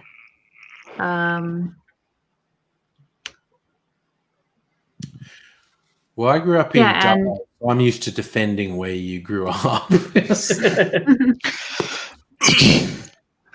I'm all for defending where you grew up, unless it was Harvey Bay. But I willingly moved I here, will so admit obviously it's nice. It is a good place. I mean, don't get me wrong. It's just boring after living there for your entire life. I lived there from when I was 6 to when I was 27. Oof. Yeah, well, I can see how. It got boring. I can see how, from your point of view, that it would be boring, but it hasn't really grown or changed since I was a but kid. for me, so for you, it's new and shiny. It's been nice. It's new and shiny for you. I was in Bundy from 2 till 20. and I was just Ooh. like, I mean, like I am not quite as ready to shit on it as some of the other people I grew up with who have moved away since then, but at the same time, it's still fucking shit. It's not a great You're not going to place. shit on it just yet, but you understand. I am basically slightly hesitant with my shitting on when it comes to Bundaberg. Actually, But it's I noticed something funny.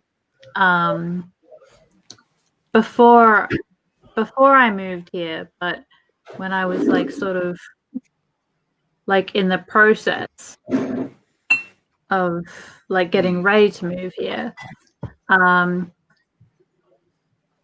was the people from both from Logan and from Harvey Bay having like the exact same prejudices about each other, like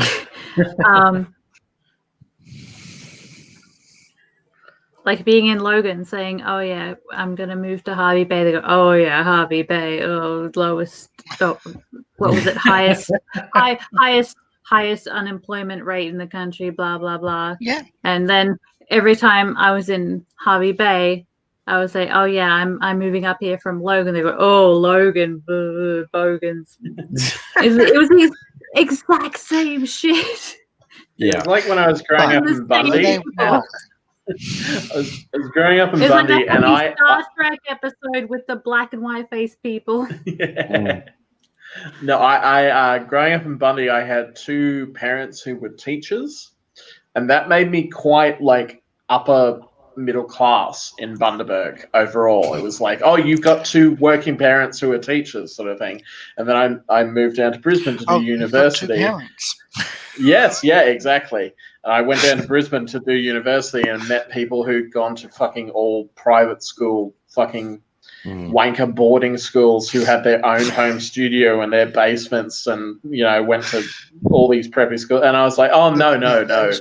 I'm the fucking uneducated hick who's come to destroy all of their class privilege in this place. Yep. Yes. Stereotypes and prejudice. Have I ever showed you my two rarest bottles? No. Show us your two rarest bottles, Kristen. Anther. So, Anther Habitat. This was made. All the botanicals that went into this gin were grown on top of the Bank of Melbourne Tower in Melbourne. Oh. So I have bottle 155 of 200. Ooh.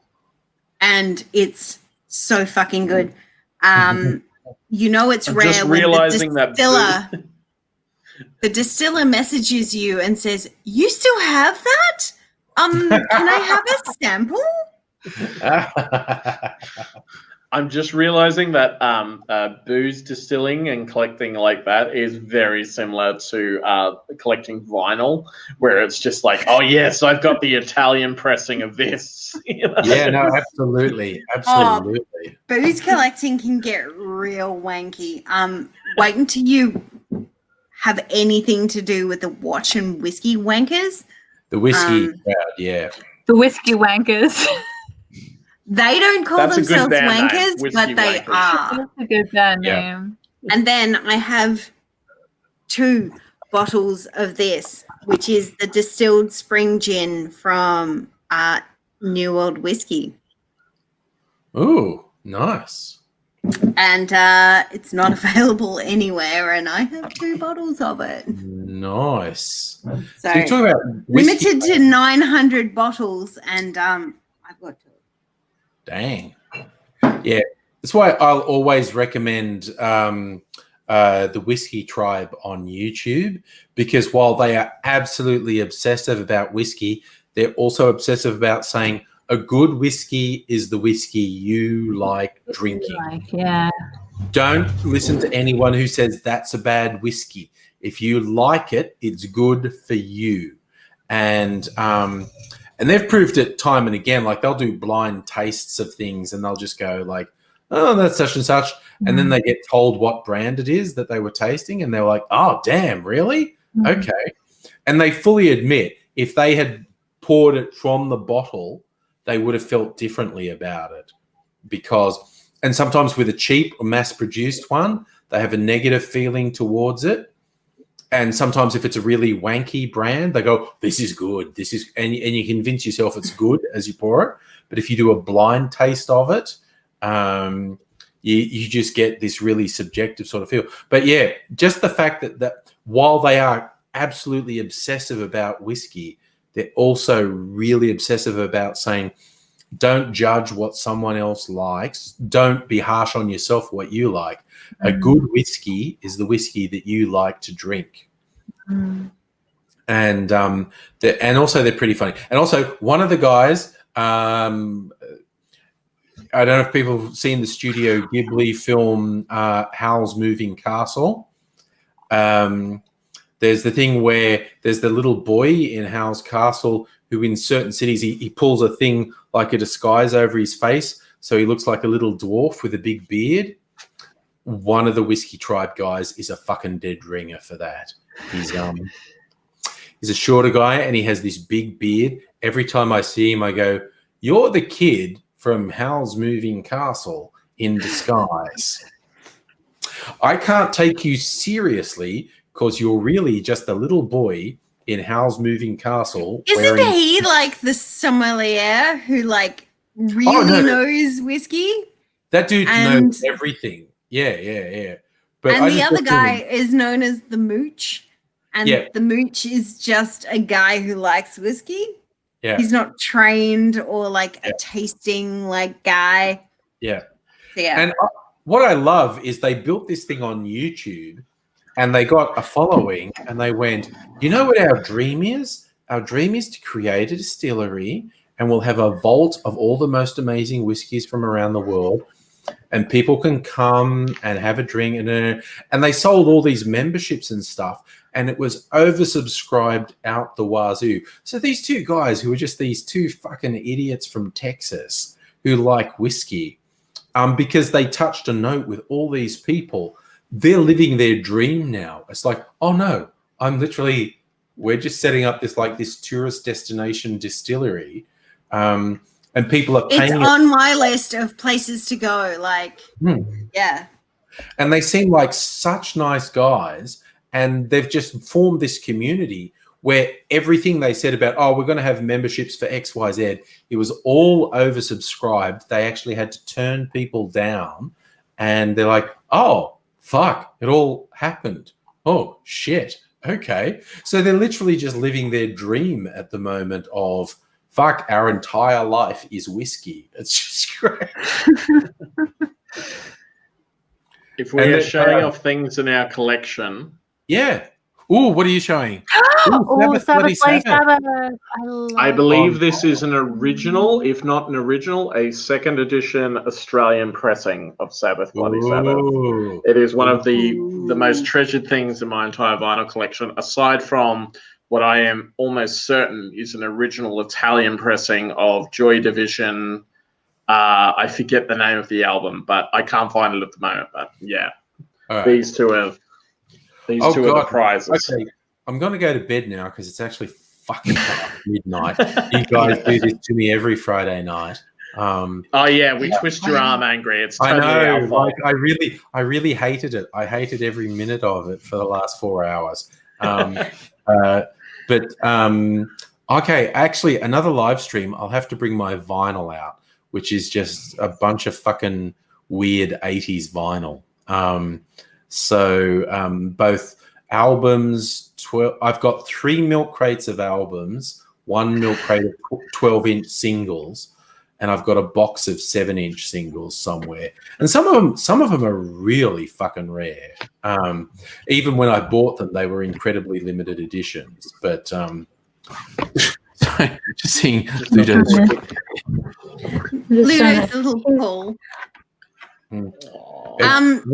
Stella's made a really good point about Macallan. Like, it's shit. It's shit, and wankers who think they're special love to like fucking be like, Macallan, whatever it is. Yeah. hose What's of the whiskey. one for the penicillin? Technically, if you're going to make a penicillin, you're supposed to float Lafroig 10-year-old on the top, and that's really expensive. So the idea of buying a bottle of this whiskey just to do a 5 ml float on the top of a cocktail, I'm not sure that's economically a wise choice. You know what's really funny is that our founder credits Lafroig as one of his inspiration whiskeys, which is hilarious because we don't do smoke, we don't do peat, Yes, we don't do Lafroig's any of that. a smoky, peaty whiskey. Yeah. And he's like, so David Vitale is the founder of Starward, and he very regularly references Lafroig because he's a peat head, which is so strange. What? Peat head. It's a guy who really likes peaty whiskey. Mm. He really likes me. Just say he really likes me. It's all Yeah, he really likes peat. Yeah. But yeah, he's like, yeah, I fucking he's got an extensive Lafroig collection, but we don't do peated malt or peated anything, which is quite hilarious given the whole context of things. And everyone's like, so why don't you have a peated expression? Well, because peat is not available within a day's drive of our distillery. Yeah. And that's Both in this context and we don't have peat bogs in Victoria. We do not have peat bogs in Victoria, no. So so it's such a strange thing, and everyone's like, yeah, Dave's always like, oh, I love Lafroig. And we're just like, we don't get it. Our head distiller was like, Lafroig is a divisive whiskey. I remember meeting a guy from New York. He's like an internet friend I made more than 10 years ago, and he was in Melbourne for a conference. He's a finance guy. He's so not me, but we were being friends on the internet for 10 years, and he was in Melbourne. So I said, oh, we've got to catch up. You're in Melbourne. And he was staying at one of the hotels in the city. And so he said, oh, there's a bar downstairs. We'll meet there. They had a whiskey bar that had at least 80 single malt whiskeys on their fucking bar. Whiskey that was and just almond, single which malt is whiskey, Scotch whiskies, all Scotch. All Scotch. So Whiskey and Almond is the Melbourne whiskey bar. They've got 800 bottles of whiskey. Holy shit. Okay.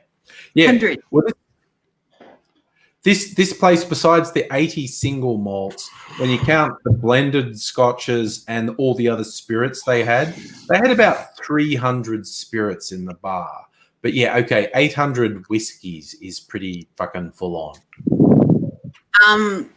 So Whiskey and Almond is definitely somewhere I would love to take you. Yeah, when we can go anywhere. When we can go to a bar. Yes. With people who I think we've already settled the case. You, me, and Annette have got to fucking go hard when things are open again and we're allowed to. It'll be amazing. I can't wait. Stella says she's a peat head as well. No such thing as too much smoke in a whiskey. I also realized for my MTV video I could have had mezcal, because when I was tasting it, there was a nice little note of smoke from the tequila, but I am actually quite partial to the flavor mezcal lends to a cocktail. But it's too late now. I did maraschino tequila and Velvet Falernum, and it was good. Okay, I see. There you go. Pete, Stella's saying she's, of course, a Pete, P-E-T-E head as well. There you go. But she's got to be careful because she had an ex called Pete who was a fuckhead. But clearly not a reflection on you. Just- I Just have you met some specific- Pete's who are fucked. To be fair, Yeah. I went to school with some Pete's who are fucked. All right. Now I think My it's definitely- my boss is called Pete, and he's like my dad. And I'm currently trying to teach him how to use a computer system. And Oh no! dear Lord, I need to drink a lot. Oh Um, no! That Oh, sounds no. like an Working Agretzko distillery. episode. Ed Gretzko. Oh, Which apparently season 3 is coming out this month. I okay. just finished season 2, so I'm keen for that. Although That's season great. 2 got a little weird because I kind of felt that Gretzko's love interest was basically just slightly more bearable Elon Oh. Musk. The sugar daddy. Yeah. Oh god! Did you see Elon Musk in Rick and Morty? It was But- actually But by Elon Musk. the end of it, she didn't end up with him. So That is Okay. true with that though. I haven't watched Rick and Morty recently, but the combination of Rick and Morty with Elon Musk just sounds fucking unbearable. It was pretty funny. It was a parallel dimension Elon Tusk, and it was like he had tusks, and oh yeah. at one point he acts like an asshole, and Rick says to him, So basically, acts like normal Elon Musk then, Yeah. because he is a Yes, fucking and Rick asshole. Rick God, I says- fucking hate Elon Musk. Rick says that to him, that he doesn't like his attitude, and Elon Tusk says, "I'm just me with tusks." It's just- it's like Rick basically says he's being an But asshole. that's the thing. Apparently, Dan Harmon is friends with Elon Musk. Well, Yeah. that makes sense. Yeah. Yeah, it's a bit weird. Elon Musk is definitely a piece of shit. Do you know fucking what's her name? Grimes is all but breaking up Yes. with Elon Musk Oh. on Twitter. Oh my It's god! because fucking it's nightmare. because He's she's being a non-binary and he's dickhead. been a fucking transphobic And he's being dickhead. a dickhead. Yeah, Yeah. and he's But, being like- and that tweet she said where she literally said, "Just put your fucking phone down." She was like, Yeah. yeah. She was like, I love you, but put your phone down. I noticed after she started dating Which, him I as mean, well, that's- she That's removed. a move. Yeah, after she started dating him, she removed anti-imperialist from her Yeah. biography on Twitter, Mm. and I was just like, "Yep, you're dating a South African fucking mining, Yeah. Yep. A piece Fucking- of shit who made his money from apartheid. Fucking, fucking, trust fund blood baby piece of emerald, shit." fucking. Yeah. And I Grimes, laughed way too hard at a video recently that I watched, which was essentially just dubbing over some bullshit talk that he gave with the most ridiculous South African accent. It's just like, Grimes and me are gonna colonize Mars because Yeah. Mars is a shit name for a planet, and it was just ridiculous. I laughed far too I'm gonna much. say, okay, white South African, haven't you colonized enough? yeah, Yeah, exactly fucking oath. right. Yeah. Fucking oath. Also, Hang on, Grimes, I'm South African. Don't be mean. Grimes's mum has been shit talking Elon Musk as well. Their Thanksgiving would be really messed up because Grimes's mum has just been shit talking. She hasn't directly shit talked him, but she's clearly been shit talking him. It's like, oh dear. Okay. Would it be as awkward as the Costello household with Tim and Peter? Yeah, Tim, who's a fucking Christian charity dude, and Peter Costello, who's a brutal right-wing fucking thug. Yeah. Anyway, that's a fun note to end on because I'm definitely going to end because it's after midnight. I've got to somehow function on a Saturday, let's be Functioning. real. No, I'm just going to sit on the lounge and watch TV and go. I haven't watched any TV all week. I'm going to watch TV. You going to do anything? No, I can't move. I was like, actually, fucking Umbrella Academy season 2. I'm just going to sit on the lounge and watch Umbrella Academy season 2. That'll take up 12 hours of my weekend. That's okay. All right. See you all. Thank you, wonderful, fantastic people. Nighty night. Night, everyone. Adrian.